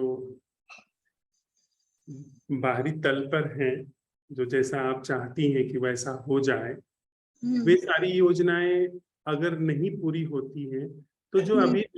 जो अभी नैसर्गिक जीवन घट रहा है, उस पर क्या प्रभाव पड़ेगा? जो अभी नैसर्गिक जीवन घट रहा है उस पर तो कोई प्रभाव नहीं पड़ेगा, क्योंकि वो तो कल्पनाओं में किया है ना, कल्पनाओं ने में कल्पना की हुई है। वो कल्पना साकार हो नहीं हो वो पता नहीं, लेकिन नैसर्गिक जीवन के ऊपर तो कोई घटना नहीं घटेगी, इसकी उसका प्रभाव नहीं पड़ेगा ओरिजिनल जीवन पे तो। लेकिन मैं तो ओरिजिनल जीवन अभी नहीं हूँ ना, मैं मेरे अंदर तो कल्पना है, मैं खुद एक कल्पना हूँ, तभी तो मैं प्लान बना रही हूँ, वो कर रही हूँ, वो कर रही हूँ, ऐसे बोल रही हूँ। तो आप खुद सोचो कि आप आंखों की पलकों को पूरा खोले भी हो और सोना भी चाहती हो, कैसे संभव होगा? तो जीवन में अगर इतनी सारी महत्वाकांक्षा है कि ऐसा ऐसा हो, ऐसे कनाडा भेजूं बेटे को, और फिर प्रेमी की मदद भी करूं पैसे से कमा करके, ताकि प्रेमी के बीच में कुछ ऐसा हो कि प्रेमी के ऊपर निर्भरता भी होगी, भावनात्मक निर्भरता होगी, साइकोलॉजिकल निर्भरता होगी, ये सारी योजनाएं तो भविष्य में बनी ही हुई है। बनी और हुई है, ये सारे विचार है कहीं ना कहीं। मतलब मैं ऐसा चाहती हूँ ना, ताकि मतलब कि एक प्रेमी को एक सहयोग रहेगा तो वो मेरा बन के रहेगा, मतलब इस तरह की जो धारणाएं मन के अंदर बनी हुई है, वो तो है मन में। विचार इस तरह के कहीं ना कहीं जमा है, इस तरह के विचार। इसका मतलब क्या है कि आप अपने अंदर जो एक भरा पूरा जीवन है उसको उद्घाटित नहीं करने में उत्सुक हैं। जो एक पहले का ढर्रा बना हुआ है उसी के आधार पर जीवन को जीने के लिए आगे बढ़ रही हैं। देखिए भैया, वो जो मैं जो जीवन जी रही हूँ वो एक मृत जीवन है, ठीक है। और मृत जीवन कभी भी मतलब कि जीवन को जरा जन्म नहीं दे सकता है। मृत हमेशा मृत को ही इकट्ठा कर सकता है। तो मैंने तो आज तक सबका सब कुछ अपने जीवन को ही मतलब कि बर्बाद कर दिया, क्योंकि मेरा जो जीने का तरीका है वही मैं के आधार, मतलब मैं खुद ही एक भ्रम हूँ। भ्रम हूँ ये भी मैं नहीं कह सकती हूँ कि मैं एक भ्रम हूँ, क्योंकि इसका भी मुझे 100% पता नहीं है कि मैं एक भ्रम हूँ। अगर अगर मुझे पता होता तो अभी मैं जो मेरे ये एक खाली एक जॉब की वाली बात है, अगर वो आती तो मैं इस तरह से मतलब अस्थिर या इस तरह से भयभीत या असुरक्षा में नहीं होती। इतना सब ज्ञान जब आपको है, आप अपने समाधान भी खुद ही बता रहे हो, समस्या भी खुद ही बता रहे हो, फिर सवाल क्या है? ये ज्ञान मेरे अंदर नहीं है, मैंने ये सुना हुआ है, ये एक स्मृति है। मैंने ये सुना हुआ है, जो जो बाहर निकल रहा है ये सब कुछ सुना हुआ है, ये मेरा कोई अनुभव नहीं है, मेरा कुछ भी अनुभव नहीं है। तो फिर जो वास्तविक है, जो वास्तविक अनुभव है जीवन का, उसी पर काम करो। वास्तविक अनुभव क्या है कि आप साइकोलॉजिकली डिपेंडेंट हो किसी के ऊपर, पूरी योजना चल रही है कि पैसा रहेगा तो फिर प्रेमी पर को। है ना भैया, सुनो, वास्तविक हो या है ना, मतलब कि मैं किसी के ऊपर डिपेंड नहीं रहना चाहती। सबसे पहली तो बात ये है कि मैं जीवन में, चाहे वो आर्थिक रूप से हो, कैसे भी हो, मैं किसी पे डिपेंड रहना नहीं चाहती। मेरे मन में अभी ये बात आ रही है इस समय में, इसलिए मुझे जॉब चाहिए थी, और वो भी गवर्नमेंट जॉब इसके लिए चाहिए थी क्योंकि उसकी सिक्योरिटी होती है, इसलिए। अब क्या हेलो। करूं, बस तो कोई गवर्नमेंट का कुछ ऐसा नहीं है कि मैं आपको अपॉइंट कर दूं। आपको गवर्नमेंट जॉब चाहिए और उसी के माध्यम से, मैं तो गवर्नमेंट जॉब छोड़ के बैठा हूँ। वो दौलत रस आपने उनके फाटत अंग। आप छोड़ के बैठे कैसे क्योंकि आप है ना इन सारी चीजों से मुक्त हो गए हैं ना, तो आपको कोई फर्क नहीं पड़ रहा है, क्योंकि अस्तित्व आपके लिए वैसे ही व्यवस्था कर रहा है। अभी तो मैंने तो खुद के रास्ते में खुद ने ही रोड़ा डाल रखा है ना, तो अस्तित्व मेरी हेल्प कैसे करेगा? मैंने तो तो खुद ने मुझसे ही। क्या सवाल पूछ रही हो? जान भी रही हो कि अपने आगे आपने खुद ही रोड़ा डाला है, अस्तित्व कैसे हेल्प करेगा, ये सारी समाधान भी आपको पता है, तो फिर सवाल क्या है? सवाल ये है कि बस मैं इस विचार से मुक्त होना चाहती, जो विचार मेरे दिमाग में घूम रहा है, हाँ, ये कोई भी हो। मैं मतलब कि ये जो मुझसे रिलेटेड जो भी विचार उठ रहे हैं, चाहे वो विचार कुछ भी हो, XYZ जो मैंने आपको बताया, वो सारे के सारे विचारों से मैं मुक्त कैसे हूँ? मैं मुक्त होना चाहती हूँ, क्योंकि मैं इस उलझन में नहीं जीना चाहती जो मैं जी रही हूँ। क्या आप नैसर्गिक जीवन जो घट रहा है उसे जीना चाहती हूँ। जो जो सुनाई कानों के ऊपर जो सुनाई दे रहा है, तो मैं उसको सुनना चाहती हूँ, विचारों को नहीं सुनना चाहती, विचारों को नहीं देखना चाहती। जो है ये पांचों इंद्रियों के पास में, मतलब कि जो घटित हो रहा है, तो उसे उसे जो हो रहा है रियल में, मतलब नैसर्गिक रूप से, सहज रूप से। आपने बहुत सुन लिया है मुझे, और थोड़ा इतना ज्यादा सुनने की वजह से आप मुझे बस रिपीट कर रही हो कि मैं यह चाहती हूँ, मैं वह चाहती हूँ, मैं सुनना चाहती हूँ, मैं देखना चाहती हूँ जो घटित हो रहा है। ये सब क्या आप चाह पाओगे क्या? जो चीज सुनाई दे रही है, जो चीज दिखाई दे रही है, उसमें चाहने का क्या रोल है? आप अगर सच में ही देखने में, सुनने में उत्सुक हो, इसका पता लगाने चाह रही हो, अभी सवाल उठाओ कि वह सुनना क्या है जो तुम खुद नहीं कर रही हो। अब ऐसा कैसे हो सकता है कि तुम भी बनी रहो और तुम्हें जो नैसर्गिक रूप से श्रवण घटित हो रहा है वो अभी जगह ले ले? दोनों कैसे हो सकता है? अगर सच में सुनने की प्यास है तो अभी जहां पर बैठी हो सच में देखने की प्यास है, जहां बैठ जो दिख रहा है उसी में सवाल उठाओ कि वह देखना क्या है जो मैं नहीं कर रही हूँ। पर अब तुम कह रही हो कि मैं चाहती हूँ वह देखना जो कि मैं नहीं कर रही हूँ, तो ये तो कभी नहीं घटित होगा क्योंकि तुम सोच रही हो। तुम वास्तव में अभी अप्लाइड एक्शन है उससे बच करके कभी योजना बनाना चाह रही हो। अभी मुझे सुनते हुए सवाल उठाओ कि वह सुनना क्या है इस व्यक्ति का जो मैं नहीं कर रही हूँ, या वह सुनना क्या है जो प्रतिक्रिया से मुक्त है। क्या घटित हुआ अंदर? कुछ नहीं, बाहर की आवाज सुनाई दे रही है और कुछ भी नहीं आ रहा। मेरी? आपकी भी। तो फिर इसमें तुम चाहती क्या हो? कि कुछ मैं नहीं। ऐसे सुनना चाहती हूँ कि जिसमें कोई प्रतिक्रिया ना हो? ये तो अभी घट गई ना बिना प्रतिक्रिया के सुनने वाली बात। पर जब हाँ, इसको तुम योजना बनाती हो, चाहती हो, तो फिर ये कभी नहीं घटेगा। अभी करोगे तो अभी घटा घटा ही हुआ है, पहचान हो गई। पर अगर योजना बनाओगी तो कैसे घटेगा? जी। अब जीवन में इतनी बड़ी बड़ी योजनाएं हैं कि नौकरी चाहिए, वो भी सरकारी नौकरी चाहिए। क्यों चाहिए? क्योंकि प्रेमी की मदद करनी है। प्रेमी को मदद करते रहेंगे तो फिर वो बाहर नहीं भागेगा, छिटकेगा नहीं। और भी 100 तरीके की योजनाएं हैं। इसका मतलब है कहीं नहीं, मैं ये नहीं कह रहा हूं कि जीवन की योजनाएं नहीं बनानी है, पर क्या हम इस सवाल के साथ जी सकते हैं कि वह योजना बनाना क्या है जो बेहोशी में नहीं है? यानी यहाँ भी जीवन भरपूर जिया जा रहा है और अपने आप फिर उस वह अवेयरनेस क्या इतनी बुद्धू है कि वो जगह नहीं ले लेगी, वो इस बात की केयर नहीं कर लेगी कि रोटी कहाँ से आएगी, तन कहाँ से ढकेगा। पर सारी चीजें इतनी महत्वाकांक्षा है तो कैसे घटित? महत्वाकांक्षा और ध्यान दोनों एक साथ नहीं घट सकते हैं भावना।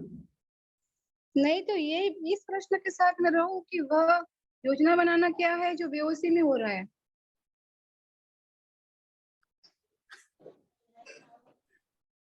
तुम जैसी हो जो हो उसी में इस चीज को साधो, इस चीज का सवाल उठाओ कि वह अटेंडिंग क्या है। मैं जैसी हूँ जो हूँ उसमें वह अटेंडिंग क्या है जो मैं नहीं कर रही हूँ। मैं जैसे भी हूँ जो भी हूँ वह अटेंडिंग क्या है जो मैं नहीं कर रही हूँ। अभी उठाओ सवाल। मैं जैसे भी हूँ जो भी हूँ वह अटेंडिंग क्या है जो मैं नहीं कर रही हूँ। क्या हुआ? कुछ नहीं हुआ, कुछ नहीं आ रहा आंसर। अटेंडिंग नहीं आई? अटेंडिंग भी नहीं आई, कुछ आंसर ही नहीं आया।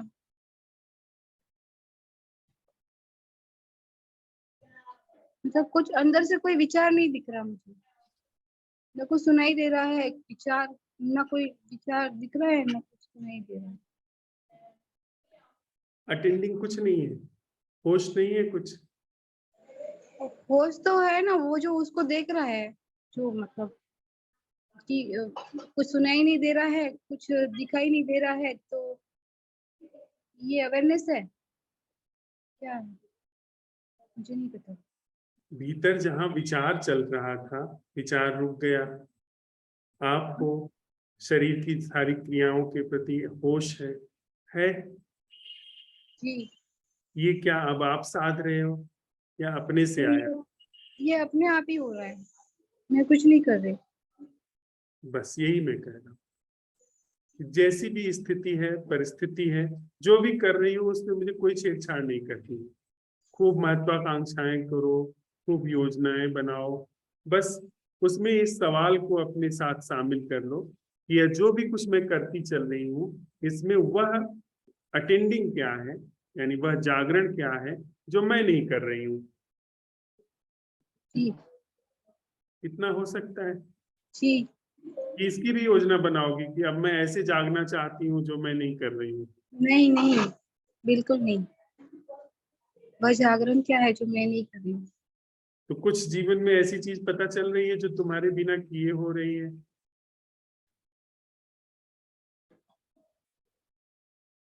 अपने आप सांस सांस अपने आप चल रही है, और बॉडी के ऊपर मक्खियां बैठ रही है, अपने आप ही हो रहा है। बॉडी के ऊपर क्या बोलते हैं ये खुजली आ रही है, वो भी ऐसे लग रहा है अपने आप ही हो रहा है सब। मैं कुछ भी नहीं कर रही हूँ, ये हो रहा है और मैं ऐसे अपना मेरा हाथ हिल रहा है बस। खुजली आ रही है, मेरा हाथ हिल रहा है, मैं कुछ नहीं कर रही हूँ। अब भीतर भी चल के ऐसे ही देख लो कि वह जीना क्या है जो आप नहीं कुछ कर रहे हो। जीने में आप कुछ कर रहे हो? नहीं नहीं, मैं जीने में कुछ भी नहीं कर रही हूँ।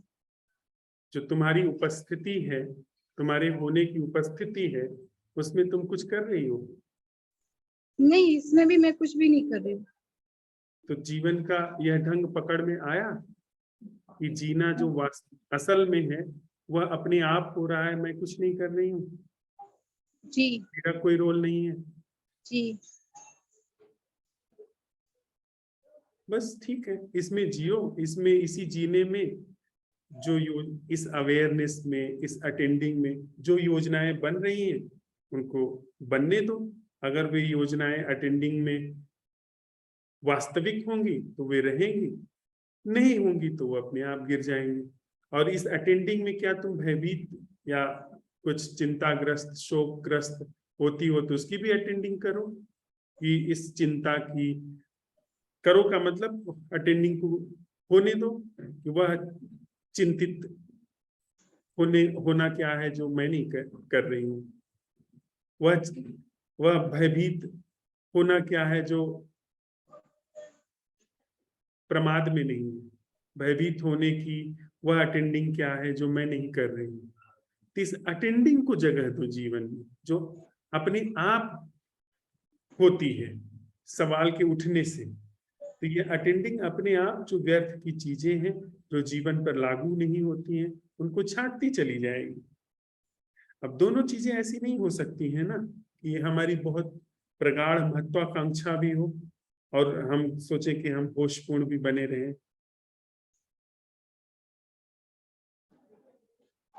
लेकिन जब इंसान के जीवन में अवेयरनेस घटित होता है तो वो क्या सब कुछ अभी तो इस चीज जो कह रही हो इसमें ये अटेंडिंग का प्रश्न उठा सकती हो?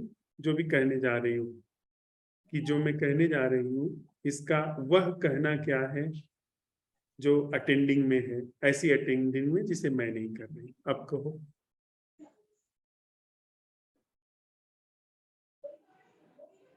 मैं तो नहीं कह पा रही हूँ। इसका मतलब है कि जो तुम कहती हो वो सब सपने चल रहे हैं भीतर, बेहोशी चल रही है, सब अनर्गल प्रलाप। उस दिन कहानी सुनी थी ना, हाँ, वही। जो भी अनर्गल मतलब अपने अंदर विचार आते हैं, हम तुरंत ही उसको जरा बोल। जो अभी कह रही हो इसमें इस सवाल के साथ इस चीज को कहो जो अभी कह रही थी।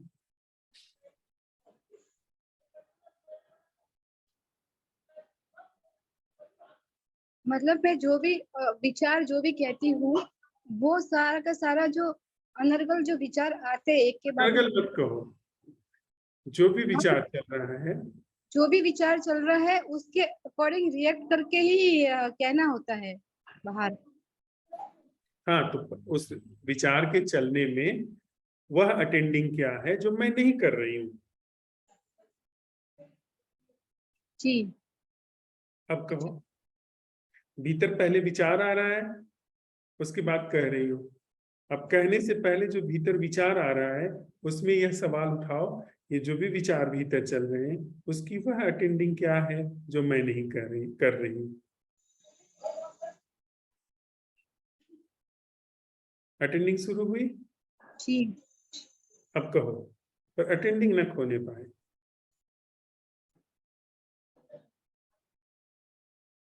जो भी कुछ भीतर चल रहा है, न दोहराने की जरूरत नहीं है, करो इसे। नहीं होता, नहीं कह पाते। देवी बार बार सूत्र पकड़ती हो, छूट किस से जाता है? छूट इसलिए जाता है क्योंकि करती नहीं हो, होने नहीं देती हो, और फिर अगली बार तुम फिर बहुत सारे प्रश्नों को एक अब भैया मैं अगर नहीं करती हूँ तो इसका रीजन क्या है, छूट क्यों जाता है? क्या मेरे अंदर लेजीपन है, इसके लिए छूट जाता है? हाँ, तो ये सवाल उठाओ कि इस लेजीपन की वह अटेंडिंग क्या है जो मैं नहीं कर रही हूँ। मुझसे उत्तर मत मांगो, इसको भीतर अपने अंदर मांगो।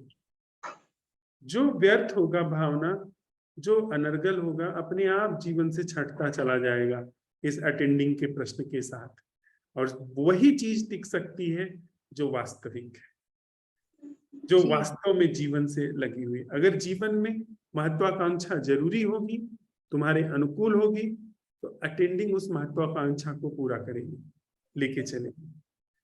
तुम देखती हो जिस चीज के लिए तुम इतनी चिंतित हो, असल में मेरा अपना अनुभव है, हो सकता है मैं गलत कह रहा हूं, मैं मतलब अपने संदर्भ में तो मैं प्रामाणिक रूप से कह सकता हूं कि जिस चीज के लिए हम चिंता करते हैं वह चीज कभी होती ही नहीं।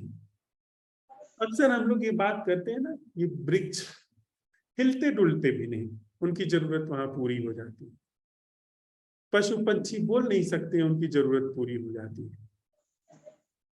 और अगर हम ऐसी स्थिति में हैं जहां पर हमारा बिल्कुल भी शरीर नष्ट हो गया है, तो ठीक है, जो अस्तित्व चाहेगा वो शरीर पूरा होना होगा, पूरा हो जाएगा। सही बात, लेकिन आप बिल्कुल सही कह रहे हैं, क्योंकि अगर इस मैं बात को जो भी कहने जा रही हो, हम्म, इस जो भी विचार अभी झट से तुम्हें आया है, इसको इस प्रश्न के साथ कि जो भी मैं कहने जा रही हूँ, इसकी वह अटेंडिंग क्या है जो मैं नहीं कर। अब बोलो।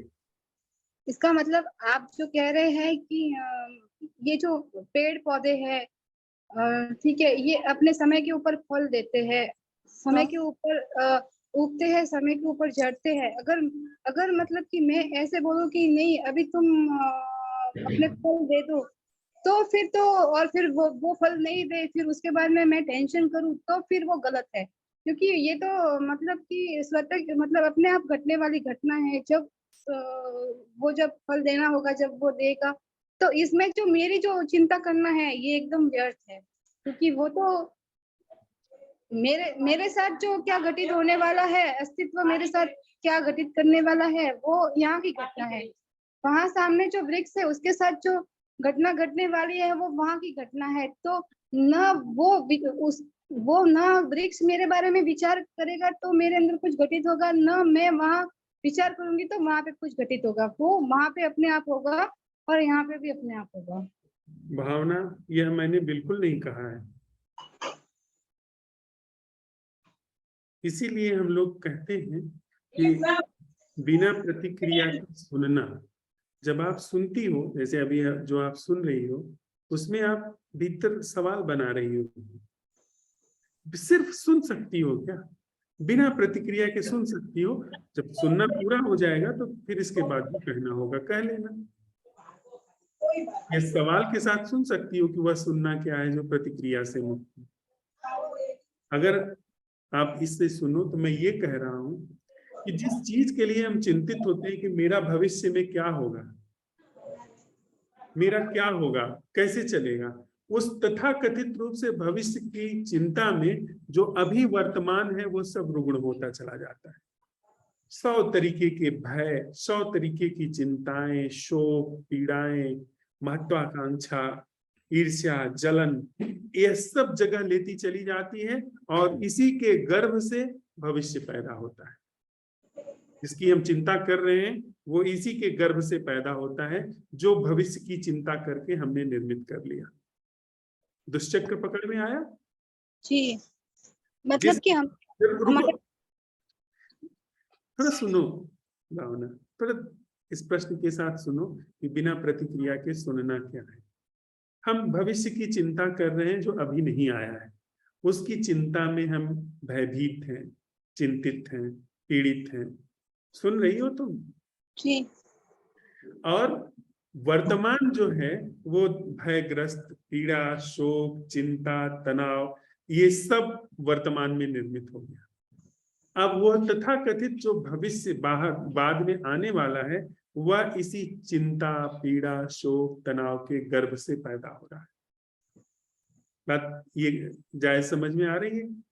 हाँ बिल्कुल आ रही है। कोई अतार्किक बात तो नहीं कर रहा हूँ? नहीं बिल्कुल नहीं कर रहे। आपके सवाल का मुझे जवाब मिल रहा है कि नहीं नहीं, मैं जो इतना जल्दी मत भागो। जवाब इतना जल्दी मत समझो, मिल गया। अब अगर यदि मैं भविष्य की चिंता के बजाय अभी जो भी मेरे जीवन में शोक है, पीड़ा है, तनाव है, चिंता है, उन सारी चीजों में यह सवाल अपने साथ उठा रहा हूं कि वह जीना क्या है जो मैं नहीं कर रहा, या वह अटेंडिंग क्या है जो मैं नहीं कर रहा हूं। तो जो अभी भय है, चिंता है, शोक है, पीड़ा है, यह सारी चीज रिजॉल्व हो रही है। इन सारी चीजों में समाधान घटित हो रहा है। और यह जो वर्तमान में समाधान घटित हुआ, यानी ऐसा जीवन यहाँ पर जगह लेना शुरू हुआ जो अभय है, जो चिंता से सर्वथा मुक्त है, जो नैसर्गिक जीवन के स्रोत से जुड़ा हुआ है। तो अब जो भविष्य इसके गर्भ से पैदा होगा, वह अपने आप सुंदर होगा। वह अब भय से, पीड़ा से नहीं पैदा हो रहा है, वह निश्चिंतता से पैदा हो रहा है। वो अभय से पैदा हो रहा है, वह एक प्रसाद के जीवन से पैदा हो रहा है, वह एक सौंदर्य के जीवन से, ध्यान के, होश के, अप्रमाद के जीवन से पैदा हो रहा है। वह भविष्य जो कि पहले शोक से, भय से पैदा हो रहा था। तो हमारा आपका क्या दायित्व है कि अभी जितनी भी महत्वाकांक्षाएं हैं, जो योजनाएं बाहर से लेके अंदर तक चल रही हैं, जितने भी विचार चल रहे हैं, उसमें हम यह सवाल उठाएं कि यह जो भी मेरा कुछ होना है, जैसा भी होना है, इसकी वह अटेंडिंग, वह होश, वह जागरण क्या है जो मैं नहीं कर रहा। क्या ये सवाल आप उठा रही हैं अभी हमारे साथ में? जी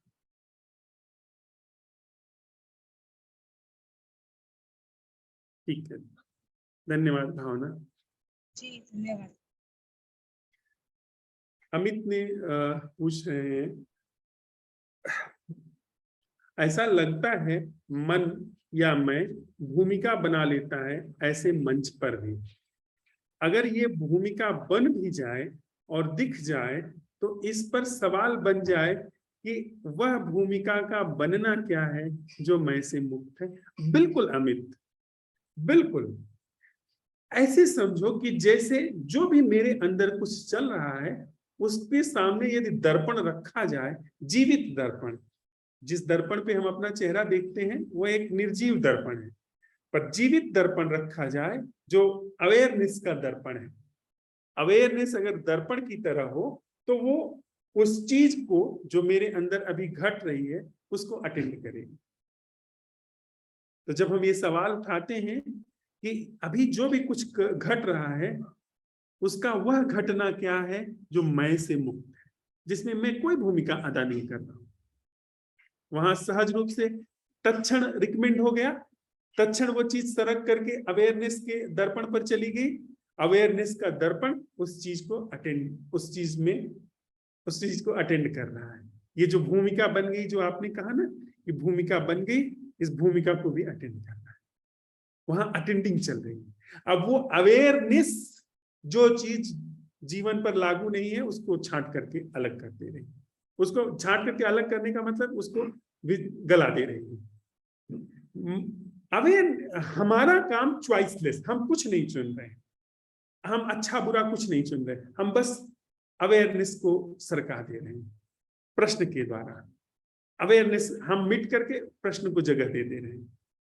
तो बस अटेंडिंग जो भी कुछ है उसकी वह अटेंडिंग जो मैं नहीं कर रहा हूं, या जो भी कुछ घट रहा है उसका वह करना जो मैं नहीं कर रहा हूं, उसका वह घटना जिसमें मेरी कोई भूमिका नहीं है। बस ये मैं और बेहोशी, मैं और प्रमाद, दोनों एक ही चीज है। दोनों से आप सवाल आसानी से हम लोग बना सकते हैं। या कि वह भूमिका का बनना क्या है जो मैं नहीं कर रहा हूं। आप पाएंगे कि भूमिका के बनने में मेरी भूमिका खत्म हो गई और अवेयरनेस जगह ले ली। या दूसरे से वह अटेंडिंग क्या है, यह जो भी कुछ भूमिका के रूप में बन रहा है जो मैं नहीं कर रहा हूं, अटेंडिंग जगह ले ली, वहां पर भी मैं नहीं पाया जा रहा है। Attending with impossible question. प्रणाम कोयल।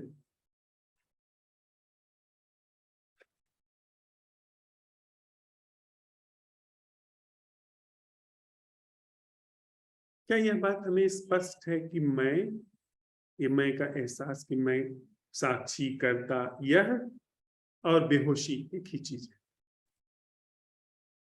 मैं जो भी कुछ करूंगा वो बेहोशी में ही होगा। चाहे मैं ये संकल्प ही लेता हूं कि अब मैं होश में उठूंगा, चलूंगा, फिरूंगा, ये बेहोशी ही संकल्प ले रही है। मैं अब साक्षी रहूंगा, ये बेहोशी ही या मैं ही संकल्प ले रहा है कि अब मैं करता नहीं हूं, अब मैं साक्षी हूं। यह मैं ही संकल्प ले रहा है।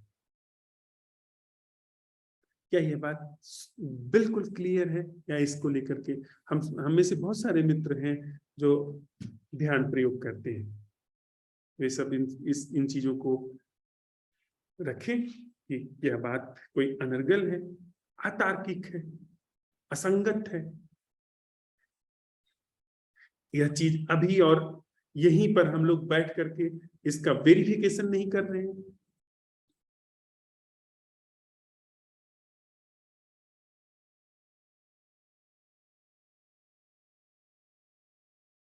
हम आप अनुमान भी नहीं लगा सकते कि जो हम प्रयोग कर रहे हैं, जानते हैं, मैं अगर निवेदन करूं यह चीज क्यों नहीं लागू हो पाती है, यह चीज क्यों सरक जाती है, सिर्फ एक कारण, इसमें आपको करने के लिए कुछ भी नहीं बचता, इसमें मुझे करने के लिए कुछ भी नहीं बचता।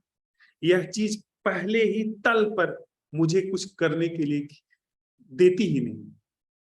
आपने असंभव सवाल उठाया, इसके बाद कुछ भी करने को नहीं बचा। साक्षी में कुछ करने के लिए है, साक्षी समझ में आता है, पर असंभव प्रश्न है बहुत सरल, लेकिन चूंकि हमको करने के लिए कुछ नहीं मिल रहा है इसलिए हमको समझ में नहीं आता। हम करने वाले के रूप में, मैं के रूप में इतना ज्यादा संस्कारबद्ध हैं कि हमें कभी ख्याल में ही नहीं आता कि जीवन की एक ऐसी महती क्रांति भी हो सकती है जिसमें मेरा कोई रोल ही नहीं।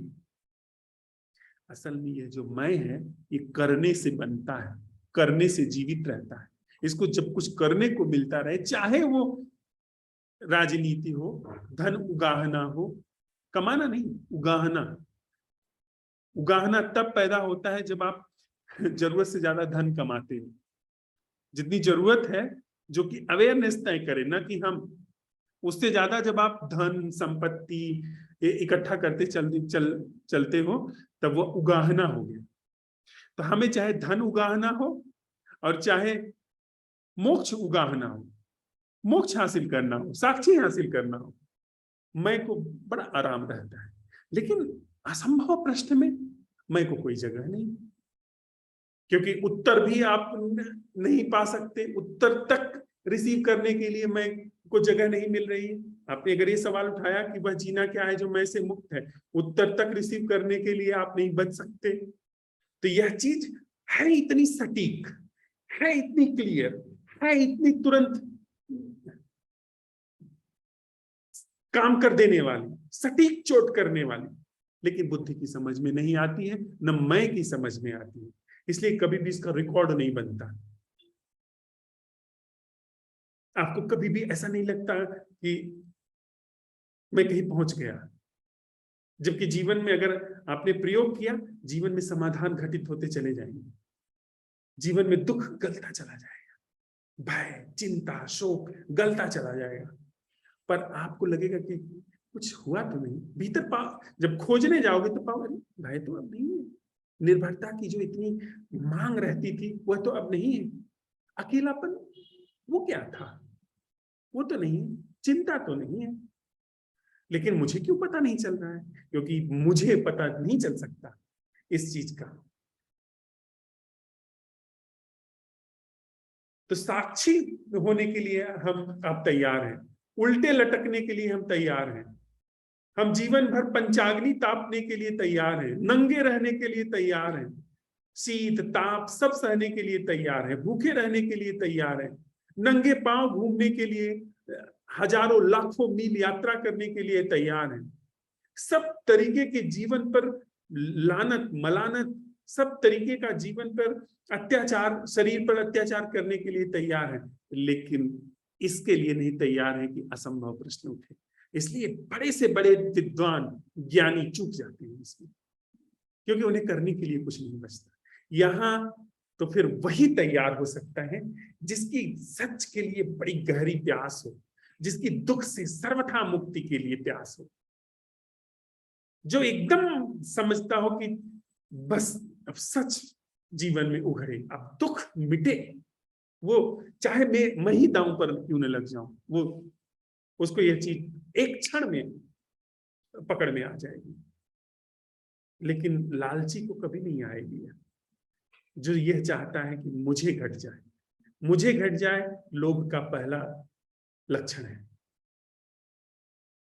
मुझे आत्मज्ञान हो जाए, ये लोभी कह रहा है। मैं निर्वाण को उपलब्ध हो जाऊं, आत्मज्ञान को उपलब्ध हो जाऊं, मेरी कुंडलनी जग जाए, मेरा सहस्त्रार खुल जाए, मेरा तृतीय नेत्र खुल जाए, यह लालच कह रहा है। यह लालच की प्रक्रिया कह रही है। और लालची आदमी को मिल भी सकता है। बहुत सारे लोग हैं जिनकी कुंडलियां जग रही हैं, जिनकी तृतीय नेत्र खुल रहे हैं, सहस्त्रार फूट रहा है, हृदय ग्रंथि खुल गई है। बहुत सारे ऐसे महानुभाव हैं जो इन सारी चीजों का उपदेश दे रहे हैं, जो वेदांत का उपदेश दे रहे हैं, वेदांत का उत्सव मना रहे हैं, पर जीवन में कुछ भी नहीं।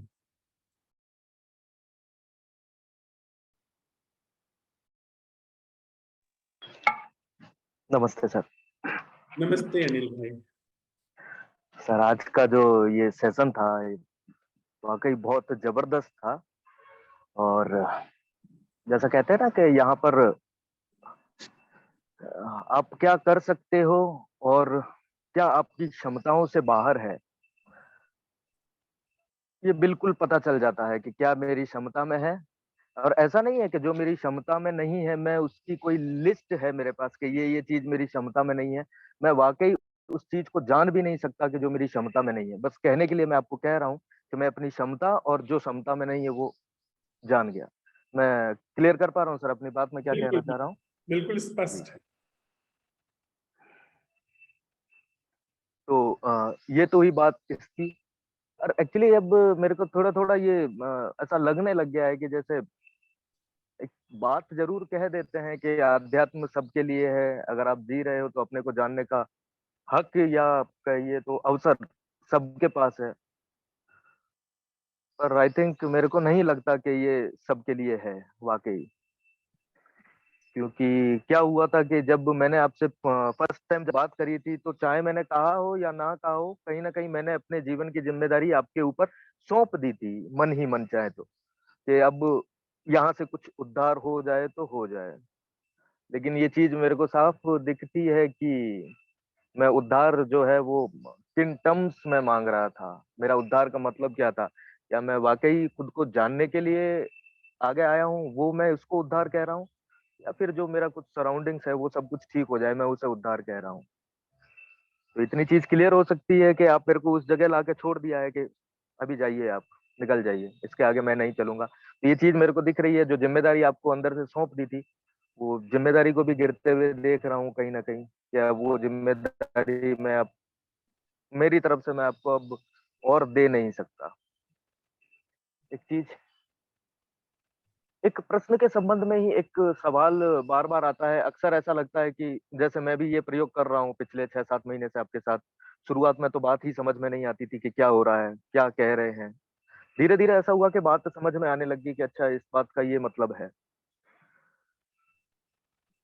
अब एक जागरण जो मैं करता हूँ, जैसे मैं कहूँ कि मैं अपने बोलने के प्रति जागरूक हूँ, तो उस जागरण का मुझे पता चल रहा होता है, तो मुझे ऐसा लगता है कि मैं कुछ कर रहा हूँ, ठीक है?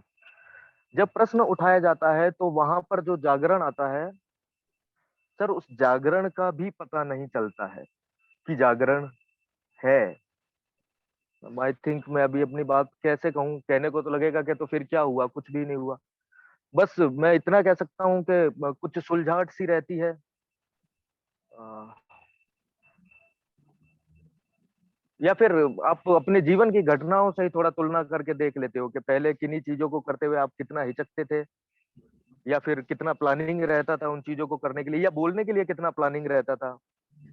यस, और क्या हम ये कह कभी-कभार सकते ऐसा होता जी, हम ये कह सकते हैं कि क्या हमने खोया, वह तो कह सकते हैं, पर क्या मिला यह नहीं कह सकते। चिंता खो हाँ, दी, एग्ज़ैक्टली, भय एग्ज़ैक्टली। खो दिया, महत्वाकांक्षा खो दी, शोक खो दिया, दुख खो दिया, बहुत कुछ खोता चला जा रहा है। क्या इस तरह कह सकते हैं? शायद मैं अभी वो कहूँगा कि नहीं मालूम नहीं मेरे को सर, लेकिन मैं इतना ज़रूर कह सकता हूँ कि हम लोग जो शायद सबके लिए काम का हो कि देखिए हम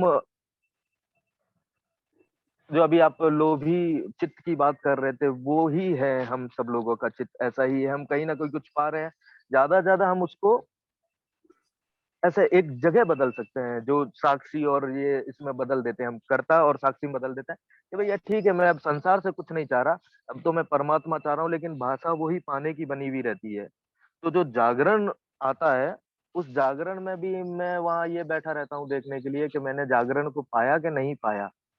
हकीकत ये है कि जिस दिन जागरण आ रहा है, मुझे जागरण का भी नहीं पता चलेगा और जब ठीक है मैं वापस इस प्रमाद की अवस्था में आता हूँ तो मुझे ये लगता है अरे यार मैंने 7 महीने वेस्ट कर दिए, मैं इतना सुन रहा हूँ, ये मीटिंग ले रहा हूँ, कार्यशालाएँ ले रहा हूँ और कुछ फ़र्क ही नहीं पड़ रहा है। पर लिटरली ऐसा हो रहा है कि जो कुछ पाया जा रहा है उसका पता भी नहीं चल रहा है कि पाया जा रहा है। मैं ऐसा कह रहा हूँ, हो सकता है ये किसी और के साथ भी हो रहा हो ऐसा, उनको ये लग रहा हो कि कुछ नहीं मिल रहा है। तो मैं इतना शायद मुझे अभी इतना लग रहा है कि जागरण का भी पता नहीं चलता है। ऐसा मेरे बोलने में आ रहा है अभी फिलहाल। बहुत खूबसूरत तरीके से आपने रखा इस बात को अनिल भाई। Thank you. ये जीवन का एक, यह भी श्रेष्ठ सद्गुण है कि जीवन की श्रेष्ठ चीजें मिलती हैं तो पता नहीं चलता। जिन चीजों का पता चलता है वो थोड़ी क्षुद्र होती, बनावटी होती, जो असल होती है उनका पता नहीं चलता। आप पाएंगे कि अगर सच में ही कोई बड़े बड़ा व्यक्ति है, थोड़ा ऐसे ही सापेक्ष रूप में कहते हैं, तो उसकी उपस्थिति आपको पता नहीं चलेगी। बड़े उपद्रवियों की उपस्थिति पता चलती है, पर जो सच में धीर गंभीर है उसकी उपस्थिति तक पता नहीं चलेगी। एग्जैक्टली। थैंक यू अनिल भाई। और मैं स्मृति जी से निवेदन करना चाहूंगा कि वे अगर कुछ आज हम लोगों को अच्छा सा सुनाए, फिर इसके बाद हम लोग थोड़ा शांत बैठे अपने साथ में और इस फिर प्रश्न के साथ विदा हो जाएं। जी नमस्कार धनराज जी, नमस्कार सभी को। नमस्ते स्मृति। आज जो बोध कथा आपने कही शुरुआत में, इसमें 2-3 चीजें स्पष्ट हो रही थी कि मन का स्वभाव, एक लालच, तृष्णा, तो ये सब सुन करके मुझे लगा कि आज मैं एक गीत है जो प्रस्तुत करना चाहती हूँ।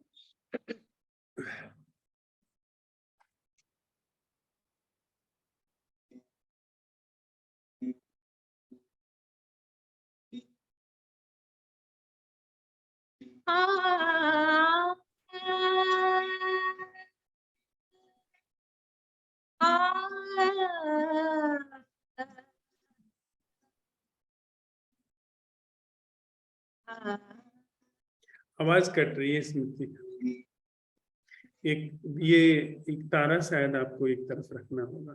तो मैं उसको दूर से बजाऊंगी तो मेरे साथ वो बजता रहेगा। आपको अब सुनाई दे रहा है, मुझे हाँ बताइएगा। हाँ, अब स्पष्ट है। मेरे अनुरागी मन, मेरे अनुरागी, मेरे अनुरागी मन, मेरे अनुरागी, आवाज कट जा रही है। अब भटक गया तो जीवन भटका, भटक गया तो जीवन भटका, व्यर्थ गया कीर्तन, व्यर्थ गया कीर्तन। मेरे अनुरागी मन, मेरे अनुरागी, जितना मिलता उतना कम, पाने में तू बड़ा धनी, जितना मिलेगा उतना कम है, पाने में तू बड़ा धनी। सब मेरा ही मेरा होए, जीवन तृष्णावन, जीवन तृष्णावन। मेरे अनुरागी मन, मेरे अनुरागी, वो पर बैठा सब देखे, साच झूठ मद भ्रम को परखे, मेरे मन तो खोल आँख, बन अपना दर्पण, बन अपना दर्पण। मेरे अनुरागी मन, मेरे अनुरागी मन, पूर्णता की कहाँ से आई जब शून्यता नहीं भाती, पूर्णता की कहाँ से आई जब शून्यता नहीं व्यापी, आडंबर में उसको भूला जो सत्य का गम, जो सत्य का गम। मेरे अनुरागी मन, मेरे अनुरागी मन, अब भटक गया तो जीवन भटका, भटक गया तो जीवन भटका, व्यर्थ गया तन, व्यर्थ गया ये तन। मेरे अनुरागी मन, मेरे अनुरागी, मेरे अनुरागी मन, मेरे अनुरागी।